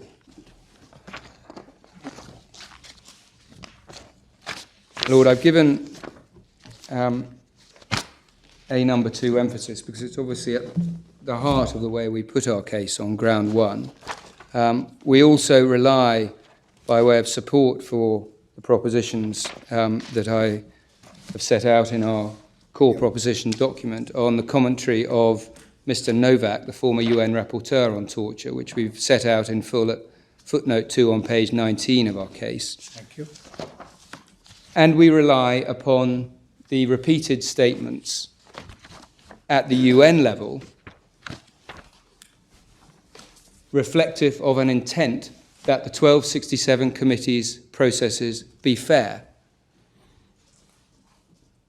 Now, we've set 2 of those out in our 11th of November note at subparagraph 7. If I can give your Lordships one additional reference, and it's perhaps an important one because it predates the United Kingdom's, or predates the listing of my client in 2005, and the United Kingdom's conduct in relation to that. And it's General Assembly resolution of the 16th of September 2005, number 60, paragraph 1, and we'll provide copies of that later if we may. Thank you. Yep. Now, the respondent's case on ground 1 makes 3 core points. Firstly, and they overlap to a substantial extent with some of the points that have been put to me this morning, so I may be able to take them relatively quickly. Firstly, they say that the true target or targets of our complaint are the states making their own decision-making on the basis of torture evidence, or the 1267 Committee doing so. And they say neither target can properly be attacked for our domestic courts.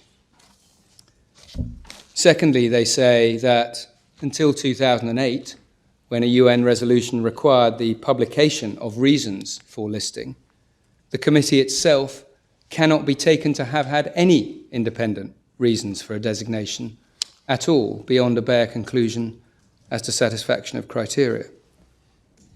And thirdly, they say that there was no sufficient basis to find a jus cogens obligation of the kind we contend for. Yep. Now, we say each of those arguments is flawed. So far as targets is concerned, it is the United Kingdom's target which is at the heart of our case. The fact that it might follow, if we hit that target successfully, that others too were in breach of international law obligations, does not alter that fact. The simple fact is that without the conduct by the United Kingdom executive of which we complain, the appellant would not have been subjected to a single day of the 10 years of asset freezing he has faced. As to reasons, the suggestion that the torture-tainted material presented to the committee on the evidence, the only information before the committee, can somehow be divorced from the committee's basis for designation is inconsistent, we say, both with the structure of the UN resolutions and the guidelines, pre- and post-dating the designation, and with the factual material specific to this appellant's case. We've set out in the 11th of November note our position on the resolution and the guidelines.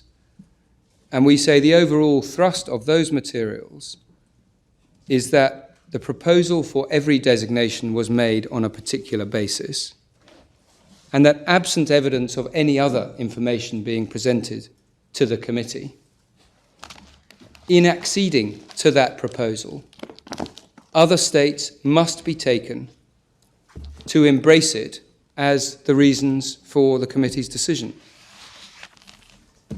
Why else, we say, would the mandate of the committee be limited to information provided to it?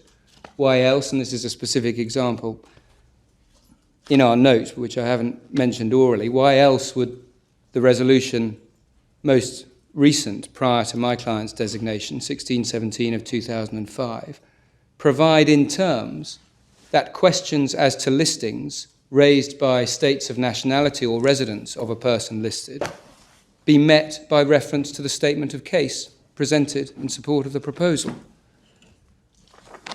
Now, that view of the structure is only reinforced by our case on the factual materials, which I've already referred the court to, the only three pieces of information before the committee, and the Security Service's own characterization of the designation as being based on the Egyptian convictions.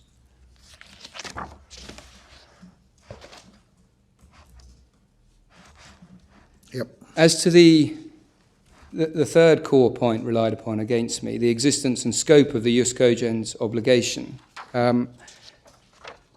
I've tried to pick this up as we went through A number 2 to some extent, but we make three core points. Firstly,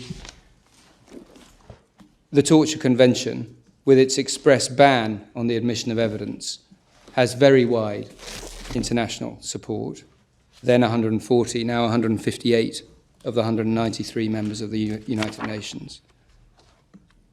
Secondly, A number 2, in a way that perhaps had not occurred until the case got to the House of Lords, involved an exhaustive survey of all major comparative and international jurisdictions by the parties and by the interveners. And as Lord Bingham recorded, not a single decision suggesting that evidence obtained by torture was admissible was identified.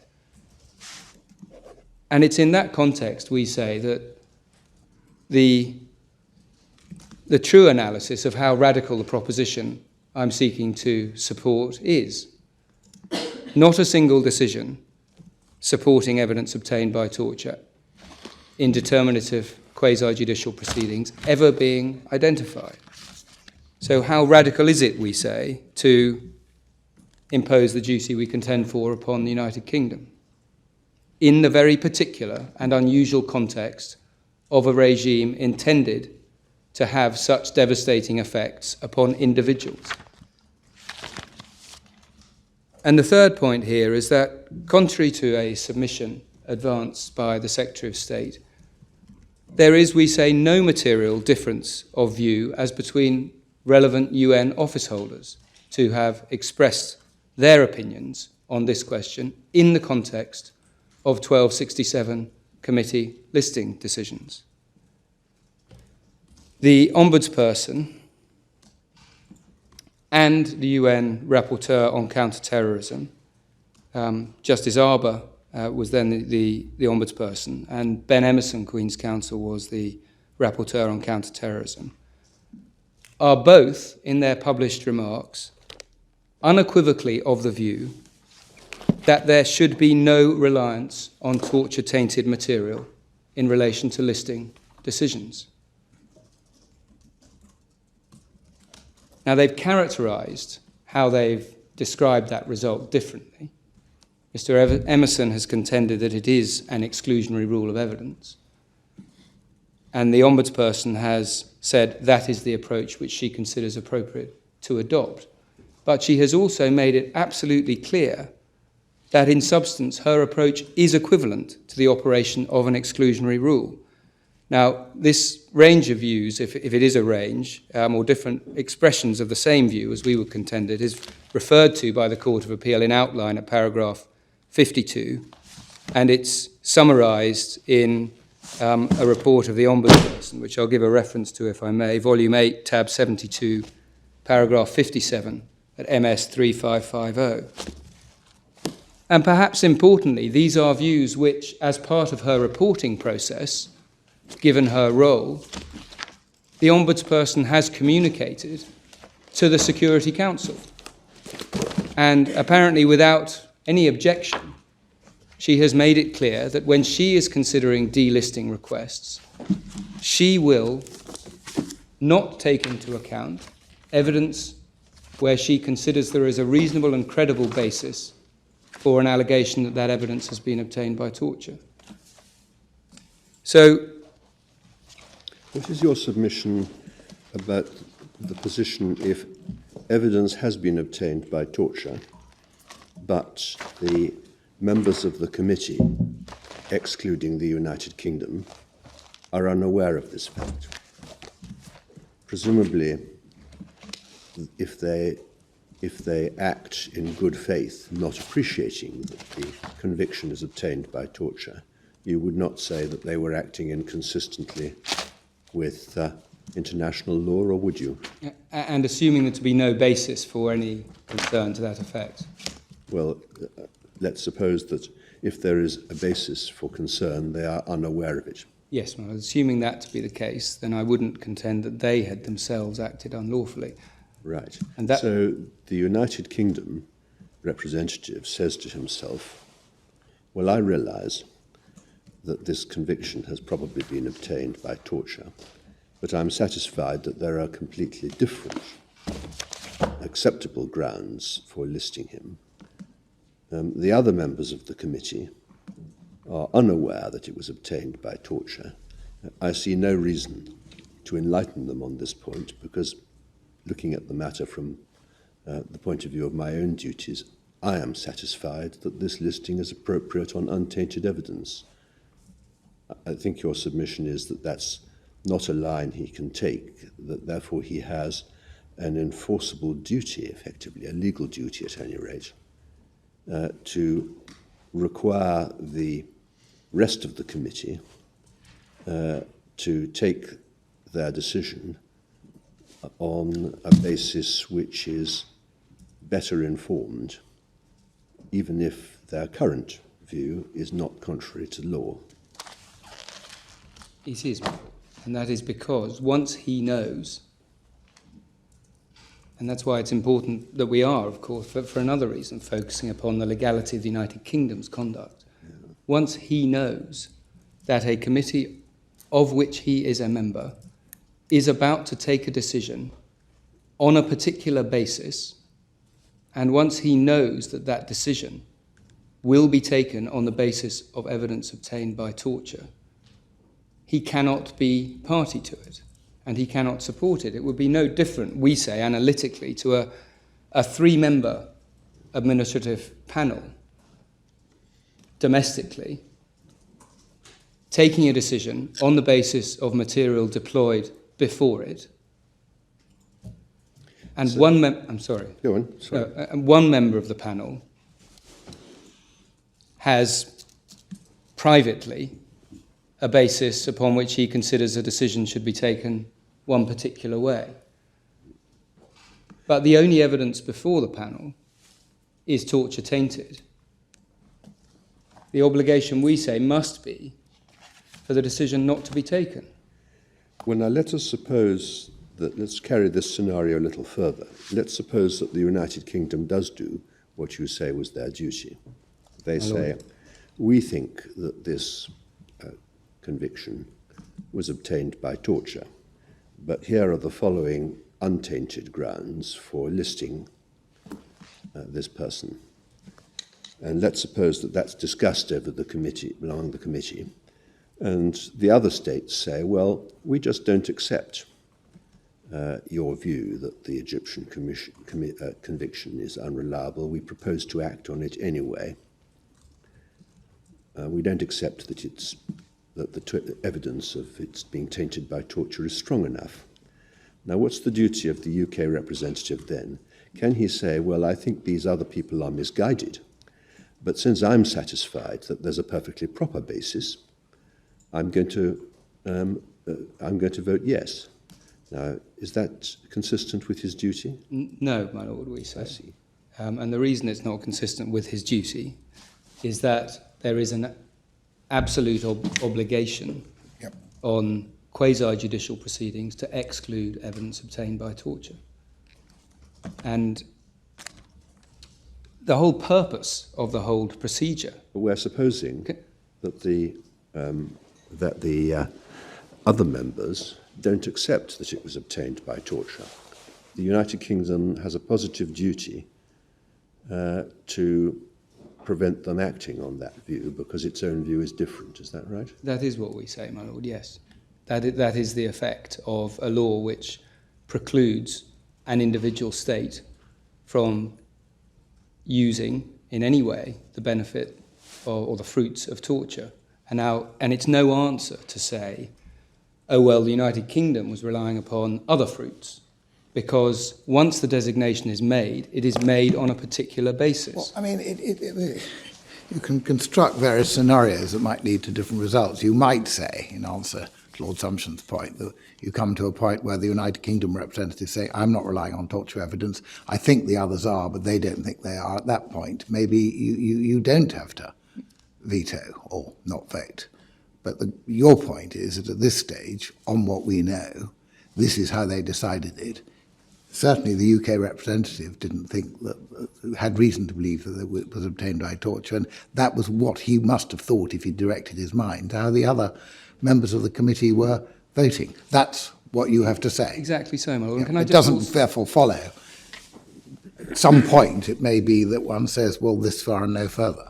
I'm not saying you're right, No, but my I lord, think you can put it that way. And can I also just emphasise one point here, which is that the whole purpose of the hold procedure as it was operated in 2005 and would then become later crystallised was that it allowed individual members of the committee to consider whether there was a proper basis for a designation.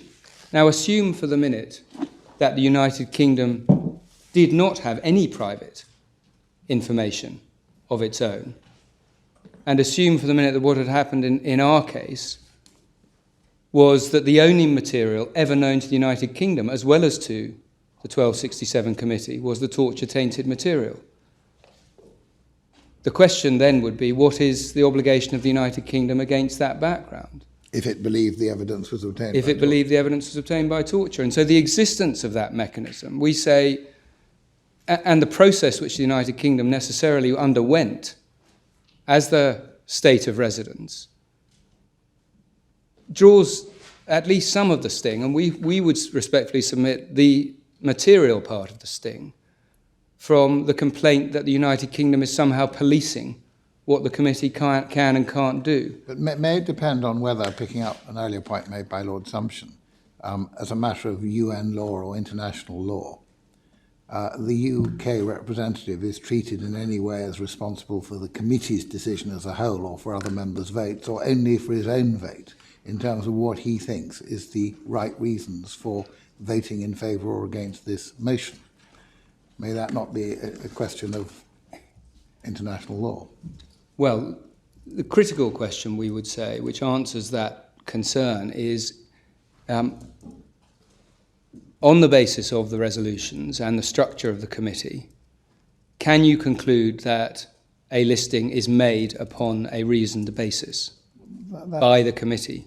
That's stating the conclusion. The question is, what was the extent of his duty? Did he have a duty? I mean, in English law, it may well be that he did, but we're not concerned, as Lord Sumption points out, with English law. It's international law. And what is the extent of his duty in relation to torture there? Is it simply for his own conscience and his own vote, or the other members of the committee and the committee as a whole? I just don't know. It's his own position, but viewed in the context of Right. him being part of and signing up to a basis for designation. Assume again we had a different set of facts, and analytically what we say is indistinguishable from the present facts. Assume we had, back in 2005,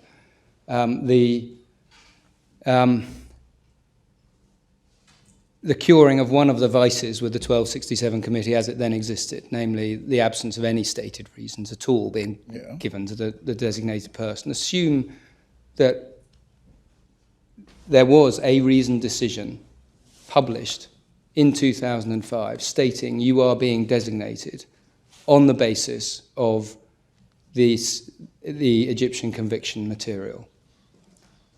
And assume, as necessarily must follow because of the requirement for consensus, that the United Kingdom had signed up to that reasoning. Yeah. The question then is, would that have been lawful for the United Kingdom to take that step to support? That's a different point. You could take that in this case. Say, well, look, the motion they signed up to, or the resolution they signed up to, if it only referred to this evidence. That's what, But then it comes back slightly in slightly different clothes to the point that Lord Mance made to you. Can the United Kingdom representative be heard to say that he relied on other evidence? Now, that doesn't seem to be a point in your case. no, it isn't. And unless and until he puts it before the committee as information for the committee to act upon, we say it can't save the legality of his decision to support the committee's designation. But I think you Goes accept... deeper than that. Sorry. Sorry. I think you accept that in 2005, I mean, the assumption that you've just been making in that last submission antedates a procedure that came into force later. Do you accept that in 2005, members of the committee signed up to a delisting but did not sign up to any overt ground for... signed up to a listing but didn't sign up to any particular ground for a listing, with the result that different committee members may have had different reasons for agreeing to the listing?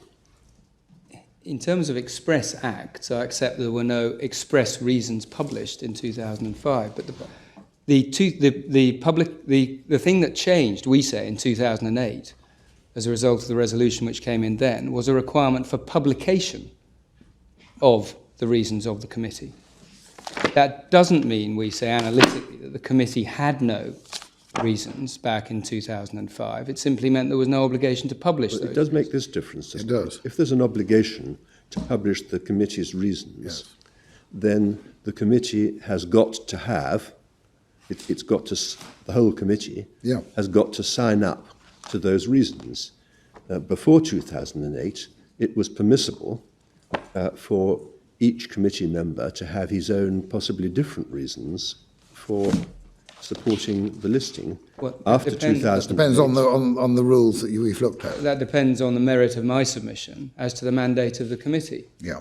And it depends upon both the mandate of the committee to act upon information provided to it and the illustration, we would say, of that, evidenced by a 2005 resolution saying that questions by states of nationality and states of residence in relation to listings are going to be met by reference to the statements of case. Against that background, and indeed against the background of the United Kingdom's own evidence through the characterisation by the Security Service note from 2009 as to the basis for listing. All of the emphasis is on the Egyptian convictions. So we say nothing changes in terms of the analysis of what's happening in 2005, other than the fact that there's a later requirement for publication of reasons. But it doesn't alter the fact that the committee must be treated to have had reasons back in 2005. It'd be very difficult to see what useful purpose would otherwise be served by the publication of reasons for an original listing. Because there wouldn't be any guarantee that the person who was then seeking a listing on the basis of those published reasons was aiming at the right target. And that narrative summary of reasons that's presented in this case, eventually in 2010, itself includes reference to the Egyptian convictions. So it's not as if they leave the scene. They only leave the scene when the ombudsperson conducts the exercise Lord Commonwealth was asking about right at the beginning of this hearing, when she quite properly, we say, in a manner which hasn't been objected to, or by reference to principles which haven't been objected to by the Security Council, excludes any reliance upon that material.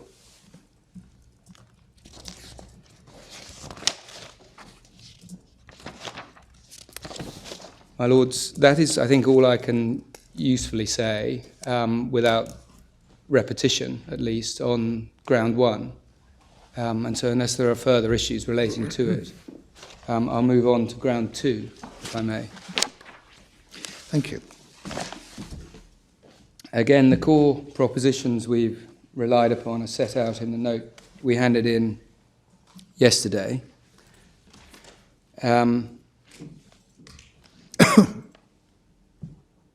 The appellant contends that, given the drastic nature of the consequences which flowed from designation, the Secretary of State required express parliamentary approval to agree to and support that designation by the 1267 committee.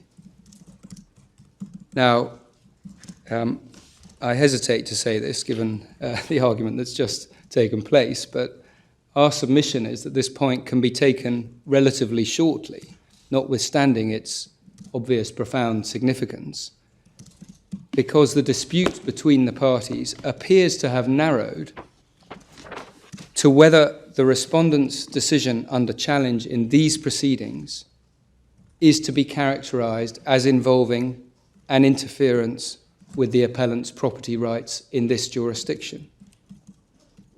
If it is, then it appears to be accepted that the principle in Entick and Carrington would be breached. Now, that narrowing of the dispute has occurred because it is now common ground that the Court of Appeal erred in its identification of Regulation 881/2002 as providing the respondent with power to act in the manner he did. It's the respondent's printed case 101. It's also common ground that the only potential source of power is therefore the royal prerogative. And it appears to be common ground, and that's respondent's printed case 100B and 103 onwards, and it appears to be common ground that if a correct characterization of the agreement to and support for the appellant's designation was that it interfered with his property rights within the jurisdiction, then the prerogative would not be sufficient, there being no previous example of the prerogative being used as a basis for such an interference. So the argument turns on the correctness, we say, of the respondent's assertions at paragraph 106 and 107 particularly of his printed case, that the Foreign Secretary's decision to approve the appellant's designation did not interfere with the appellant's property rights, and that the subsequent interference with the appellant's property rights was the result of a decision taken by the European Commission to add his name to Regulation 881/2002. You put it in very absolute terms. Essentially, it's a question of remoteness, isn't it? So it's a question of degree. From a common law perspective, it's a question of remoteness, my Lord. And when one's dealing, this is why we've drawn attention to the Davidson case and the M case and the extract from Clark and Lindsell that we put in last week. From a remoteness perspective, we say that once one is dealing with conduct which is intended to have the devastating effect of which the appellant complains, and the direct and indefinite freezing of his assets, there is no remoteness issue left.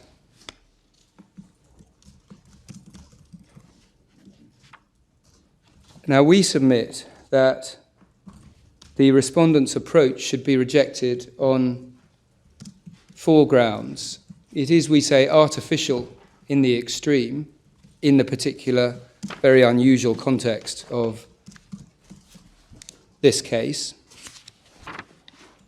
It is contrary to the evidential material bearing upon this question.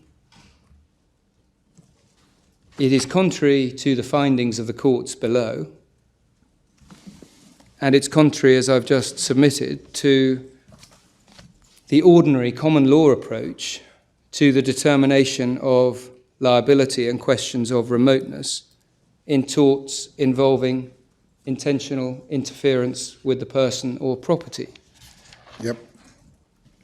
So as to artificiality first, it is artificial, we say, because of the known and automatic effect of listing by the United Nations at the time it occurred in 2005.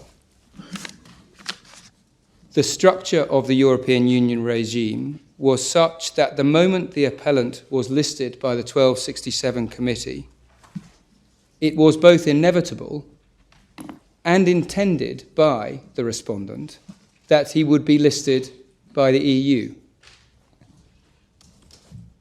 Now, that much is reflected in the regulation which added the appellant's name to the EU list. The reference is Volume 8, Tab 66, MS 3457, which shows the fact of listing by the UN was the sole basis for addition to the EU list. What page was that? Sorry. For MS 3457, Thank you Volume so 8, much. Tab No, 66. thank you. That's fine. Thank you.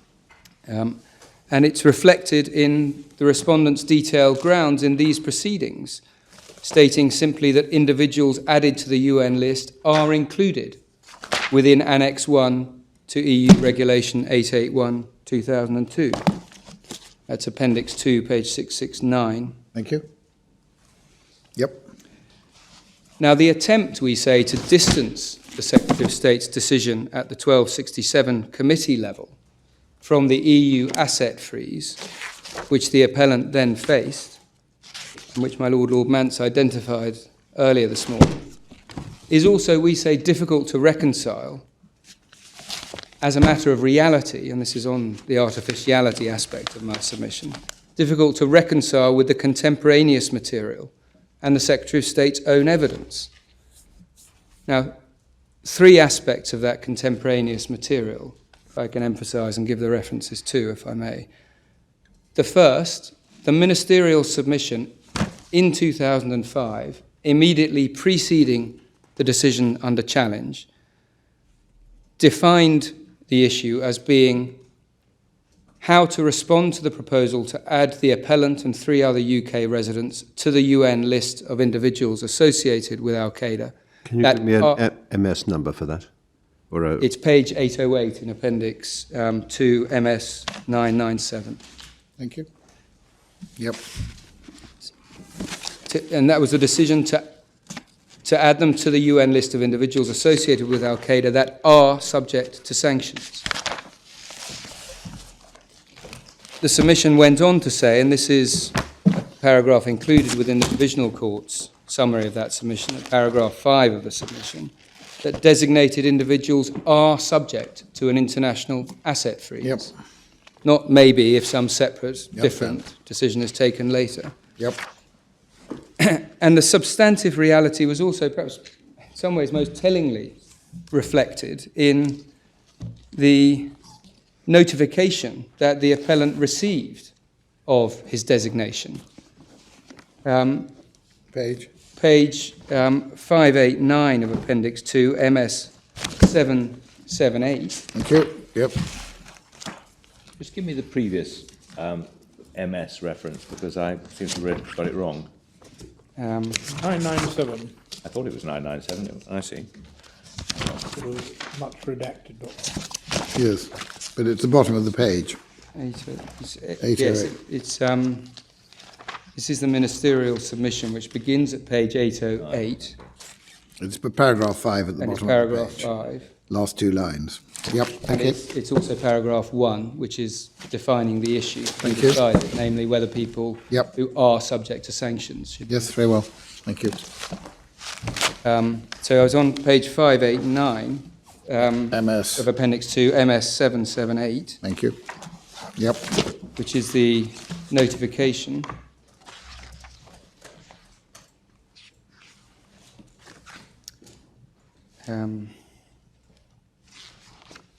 I'm sorry, I've got got the wrong reference. It's not 778. It is 589 of Appendix... No, it is, yeah, I think perhaps it is 778. 589 of Appendix 2, anyway, is the letter of the 6th of October, 778, which is the notification to Yeah, the appellant of what's 778, happened it to is, him. it is And 778. this comes the day after he's Yep. actually been added to the EU list. Yep, And there's no reference even to the EU list at all there. yep, The whole focus is upon listing by the UN, and that reflects, we say, the intended and actual reality. yep. Very well. Consistent with that approach, the evidence in these proceedings responding to the challenge has stated that the only way to remove the application of financial sanctions which EU member states were legally obliged to impose is through the 1267 committee. That's Mr. Morrison's statement, paragraph 79 and 83, Appendix 2, page 709, MS 898. Thank you. Yep, So that's artificiality. My second point, findings below. The attempt to characterise the UN designation as involving no interference with property rights is, we say, inconsistent with the findings of the courts below. The Divisional Court found that the effect of listing was to freeze the appellant's assets and impose a travel ban, paragraph 1, and it recognised the severity and gravity of the consequences of the designation, paragraphs 50 and 56. Likewise, in paragraph 1 of its judgment, the Court of Appeal stated that the effect of designation has been to prevent the appellant, a United Kingdom resident, from using, receiving or gaining access to any funds without the leave of the state. yep, Paragraph 11 referred to the draconian nature of the consolidated list regime.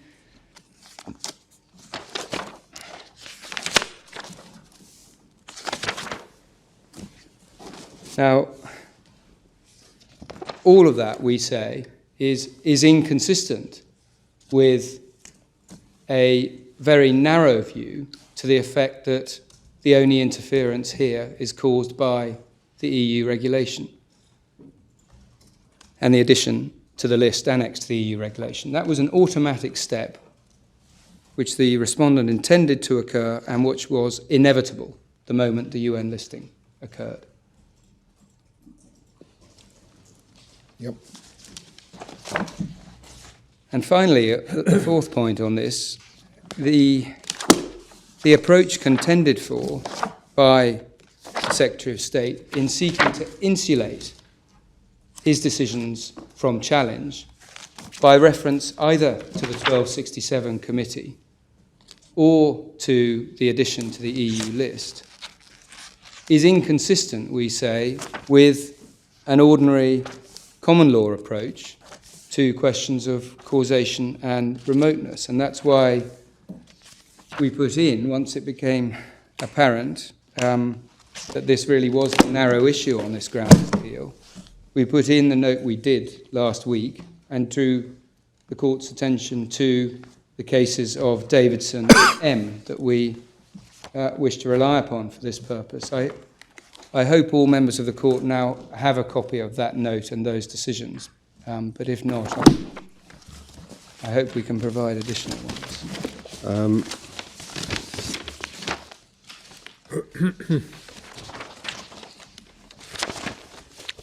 I don't think I do, I'm afraid. no. Oh, wait a minute, I think I do. Clark and Linsell, yep, yep, Clark and Linsell, Davidson and yep. M. Yes, I do. I think it's on our desk, We're handing up another set for my Lord Sumption. There we go. yeah. It's this one. Oh, you had it earlier. Well, the 11th of November note. No, It came with the 11th of Came with November it. note. but maybe it didn't for you. Anyway, yep. And Where do they we go are- first? Clark and Linsell?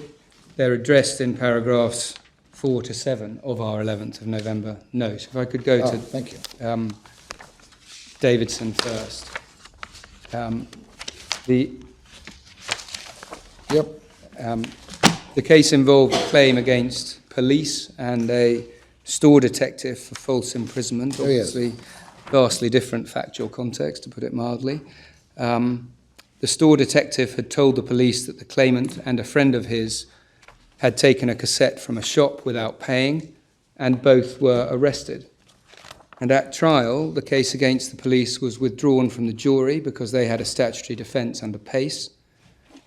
And the case against the store detective was also withdrawn by the judge because the police officers gave evidence to the effect that they had exercised their own independent judgment in arresting the claimant, and because there was no evidence that the store detective had gone beyond the mere provision of information to the police. And that approach was upheld by the Court of Appeal. What is important for our purposes, and the way we put this ground of appeal, is the reasoning of the court and the recognition that if the store detective had been properly characterised as encouraging the police's action, then liability could have arisen. And that is what emerges from the passages at 601J to 604G of Sir Thomas Bingham's judgment, as he then was, and also at pages 604H to J of the judgment of Lord Justice Staunton. I don't want to take time reading those passages out. If the court would like to skim through them now, then I'd be very grateful. 601J to 601J to 604G, Lord Bingham, and 604H to J, Lord Justice Staunton. Well, I think if we got all these pages, it may be more sensible for us Just to to look at mark it, to mark them. But you rely on this generally that... The core test, my lord, is what we get. Lord Bingham traces a series of quite old authorities. What do you say the core test is? No doubt he sets it out in characteristic clarity. It's Yep. 603J, we get it. Yep. It does seem to me that it's rather a long shot to compare the potential prosecution of someone for stealing a cassette with the potential listing of someone by the Security Council pursuant to the Chapter 7 resolutions under the UN Charter. I mean, we don't seem to have got a Bassi in the papers, but we were encouraged by the Court of Appeal in Bassi to exercise a degree of restraint in relation to the activities of the executive under the prerogative at the international level. Your approach seems to be subjecting them to some detailed scrutiny. I don't rely upon this case, my lord. It's all to do with all the cases he concerns are similar nature, aren't they? It's not a broad analysis of causation.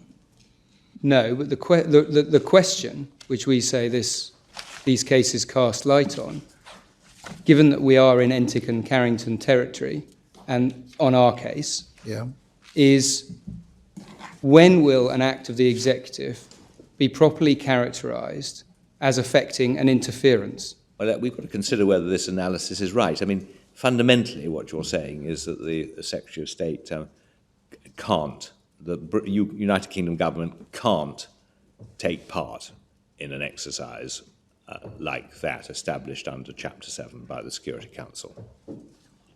It can't take part in an exercise like this established by the Security Council purporting to determine individual rights within this jurisdiction without parliamentary approval. So this is completely independent of the torture point. Completely independent. They just cannot perform their functions under the United Nations Charter at all. No, I wouldn't put it like that, my lord, although I can understand why your lordship does. In the particular and very unusual context of a committee with the features this committee Yes, sorry, I wasn't seeking to suggest any of their functions. They cannot perform their functions in relation to the listing of associates of Al-Qaeda at all in your submission. Is it limited to them within the jurisdiction? At least in relation to individuals within the jurisdiction. Or British subjects outside the jurisdiction? that would depend upon the reach of the principle identified in Entick and Carrington, my lord. You say we don't have to worry about No, that you don't. because we have here people within the jurisdiction. Well, except that the principle in Entick and Carrington has been applied to acts of, to certain acts against British subjects outside the United Kingdom. So that on the face of it, if, for example, a British subject was actively assisting the work of Al-Qaeda in Syria, or of ISIS, for example, the result of your submission would be that the British government cannot have anything to do with his listing by the 1267 committee, regardless of the material. If that's right, my lord, and I'm afraid I don't have the cases on British subject abroad being equated to the position of individual within the jurisdiction. But if that's right, that is the logic of it. Without There is a distinction, I think, in Abbasi drawn between British subjects abroad in Guantanamo, in that case, and within the jurisdiction. Yes, and so if I can come back to Abbasi, actually, my lord, as you've raised it, we haven't got it, but we can certainly provide it. There's one obviously material distinction between the Abbasi-type territory and this territory, we would say, in that Abbasi was concerned with an attempt outside any framework, including a consular framework, Al-Rawi and Abbasi probably both require consideration, actually, but Abbasi was concerned with an attempt to force particular representations upon the Secretary of State outside the context of any framework specific to the context of his detention in Guantanamo, providing for a vehicle for such representations. Now, that's a very different territory, we would say, in terms of restraint from a context such as this, where a committee has been set up, where individual members of the committee have the recognised power because of the obligation to act by consensus to withhold their consent to individual listing, and where the focus of the challenge is an executive act or an act yet to occur, namely the freezing of the assets of an individual within this jurisdiction. There was no sense in Abbasi in which it could sensibly be said that the United Kingdom controlled the fate of Mr. Abbasi.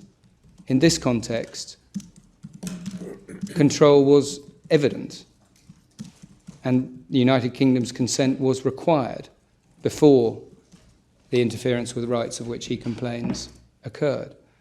So we say it is very different territory, and that these cases, obviously, and I recognised right at the outset, obviously concerning completely different factual contexts, are still support for our case when the narrow question, viewed through the lens of the Entick and Carrington line of authorities, is: has the executive interfered with the ordinary common law rights of the individual in this jurisdiction?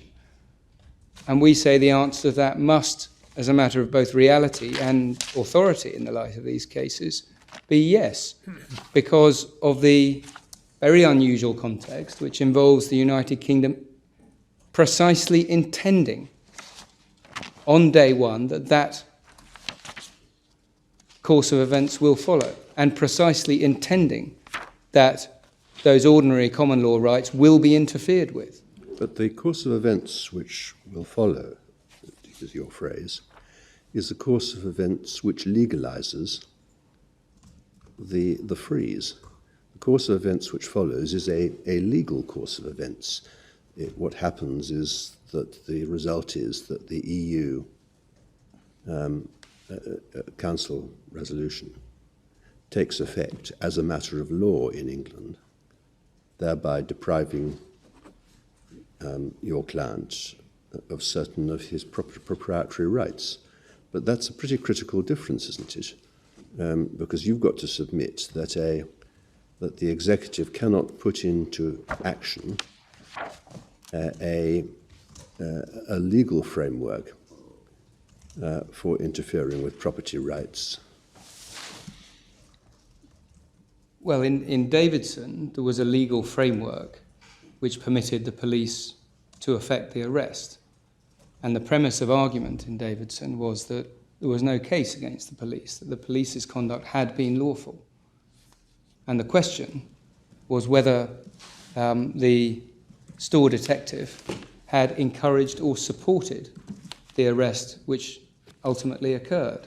I'm sorry. There's an element of discretion in that analysis which isn't present in the case of the council resolution. There is, and we positively rely upon the absence of that discretion, my lord, because we say the known consequence was that this asset freezing would occur. I would be in weaker territory if there was, post-UN listing, a substantive deliberation by the European Union Council as to whether to follow that listing. And on that, if that had been the situation, would it have been lawful for the United Kingdom government to urge that it should be listed? Yes, and on the Davidson analysis, if the facts were, as they are here, that the United Kingdom had urged the listing in the first place, we would still get home in terms of demonstrating an interference, even though there was a separate independent decision taken by the European Commission thereafter. But we don't have that problem here in circumstances where the intended, as I say, automatic effect was that addition to the EU list would occur. Isn't there a difference between Enting and Carrington and this type of situation? I mean, Enting and Carrington concern the operation of the executive in respect of domestic affairs within the jurisdiction directly. Here, we're concerned with the operation of the prerogative in a traditional field where it is supreme, that's in foreign affairs and international relations, and moreover we have a statutory regime which blesses what the Secretary of State does at the international level through the mechanism either of the United Nations Act, well, that we leave that out of account because it was invalidated, that route, or as it happens through the European Communities Act and the Council of Ministers of the EU's decision. So there is parliamentary framework. It has said we will give effect to the executive prerogative, effectively, viewing it in your terms of Enting and Carrington, in these situations. If it comes home to roost via a UN Chapter 7 decision in respect of a specific person. So why isn't the whole system, in fact, blessed by Parliament? It seems a bit unreal to expect Parliament to bless the exercise of the prerogative any more than that.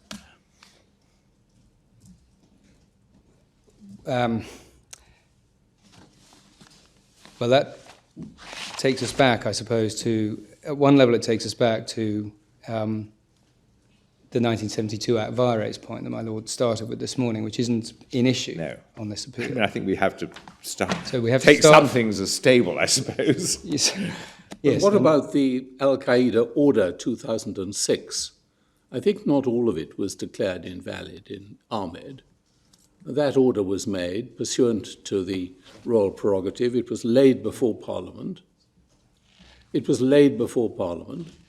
And it implements the Security Council resolutions. What was it in fact, Lee? I thought orders in council... Sorry? Are orders in council subject to Parliament? I'm looking at 39 in Volume 6, tab 39 in Volume 6.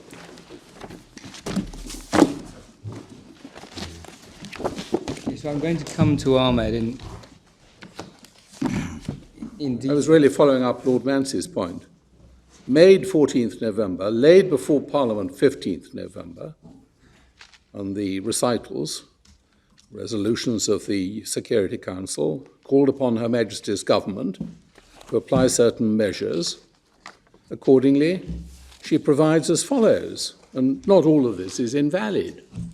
Is it? No, but the material part of it for these purposes is invalid and was quashed by the court in Ahmed. And that the material part would be in the embracing within this order of the ability to impose sanctions on, it's 3 paragraph 1b, any person designated by the Sanctions Committee. Well, that's one aspect of it, but overall, is Parliament not here endorsing and approving the executive's power to comply with its international law obligations? Yeah, it is, my Lord. And the question then is what were its relevant international law obligations? And in this context, there was no international law obligation to add, under the relevant resolutions, to add the appellant to the list. Once he was added to the list, there was an international law obligation to freeze his assets. But the blessing that this provides, therefore, doesn't extend to the decision to place him on the list in the first place. This was subject to the normal negative resolution procedure. Yes, and it was, as I say, we'll come to it in Ahmed. But Was it? I mean, I don't know where the procedure comes from. This is No, an order in council. That's why I raised the question. Yeah. My Lord, I believe it was just laid before Parliament. laid Right. That So it wasn't subject. It was merely informative. It wasn't subject. Yeah, that was the point which Lord Sumption had in mind, and which I had in mind too. Yeah. That is generally the position about orders in council. Yes, it is. It is. They're not. The prerogative orders. Yeah, exactly. so it doesn't. Perhaps it doesn't add. it doesn't provide any blessing to what we complain of here. And again, we rely upon the fact that the Court of Appeal was essentially with us on this point, but for its erroneous identification of 881-202 as a source of power. And we say the international context and so forth, the parliamentary blessing point, pace was a parliamentary blessing in Davidson as well, doesn't alter the core test. How do we characterise the United Kingdom's conduct? Did it involve an interference with ordinary common law rights? Now, the cure to this is not complicated, but it is fundamental, and that is parliamentary authority is required. Is it essential to your case that this was a case of specifically directed or targeted measure, in the sense that it was a named person? Yes. Yes. A named person within this jurisdiction whose property was intended to be frozen. And that, we say, takes it, as we say, as a matter of principle, the court must, takes it inevitably into territory that the executive has interfered with the rights of an individual within this jurisdiction. And the question then is simply one of, well, what's the statutory authority for that? Where's the clearest modern statement of the Intick and Carrington principle? In Ahmed, we get it, and I'll come to Ahmed this afternoon probably, but we get it summarised in Ahmed. Is the nation of international conventions and agreements naming individuals recent in origin, or has it happened frequently in the past? It goes back to the 1990s. Certainly. We looked at it in Ahmed, and Yes. this is the first, international law targeting non-state actors is really Yes. Begins in only 1999. prevalent in about the mid-1990s. Yes. Um, So this point would be a new point in international law, because it wouldn't have come up before, or a new point in domestic law based on international law, Yes. because it wouldn't have come up before. yes. Yeah, thank you. Very briefly, if I may, can I at least give the references to the paragraphs we rely upon in the second decision? Second is M and Hackney. M and Hackney. Yes, thank you. M and Hackney, again, obviously a very different context, but we say illustrative of the same principles that we rely upon. Yep, paragraphs. Paragraphs 32 to 37 and 60 to 65 of the judgment of Lord Justice Toulson. Thank you. And the substance of the point we make by reference to M and Hackney is set out at paragraph 5 of our 11th of November note. And the overall conclusion that we get to Yep. on this very narrow issue on this ground of appeal Yep. is that the overall reality of the position must involve an acceptance that the United Kingdom knew and intended that once it gave its agreement to the appellant's designation, Yep. he would be designated, his assets would be frozen, that asset freezing would be on an indefinite basis, and it would occur without any further substantive deliberations. Yes, I see. And then you were going to take us to two passages in Clark and Linsell, I think. Yes, my lord.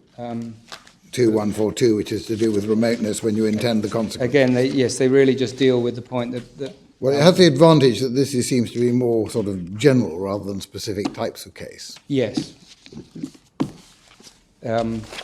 They really Speak for themselves. support, I hope, the point that I made in response to my Lord Sumption. And we are dealing, notwithstanding the very unusual context of the case, with two propositions, really, that are very fundamental to the English common law, namely, on what basis can the executive effect an interference with the property of individuals within this jurisdiction? Yep. And on what basis, in the context of intentional acts, will an interference be made out? And radical though the argument is at one level, we say it's nonetheless sound for all that. My lords, I'll go this afternoon to the standard of proof ground and the standard of review ground, if Thank I you may, very much. unless there are any further questions on this ground. Is And that a I'll pick up in the context of the standard of proof ground, the passages in Ahmed which touch upon Entick and Carrington. Thank you, Mr. Trotty. Is that a convenient moment? I'm sorry, my It's a lord. convenient moment, It is. judging by your Yes. silence. Thank you very much. We'll adjourn now and resume again at 2 o'clock. Thank you very much. Court's now adjourned.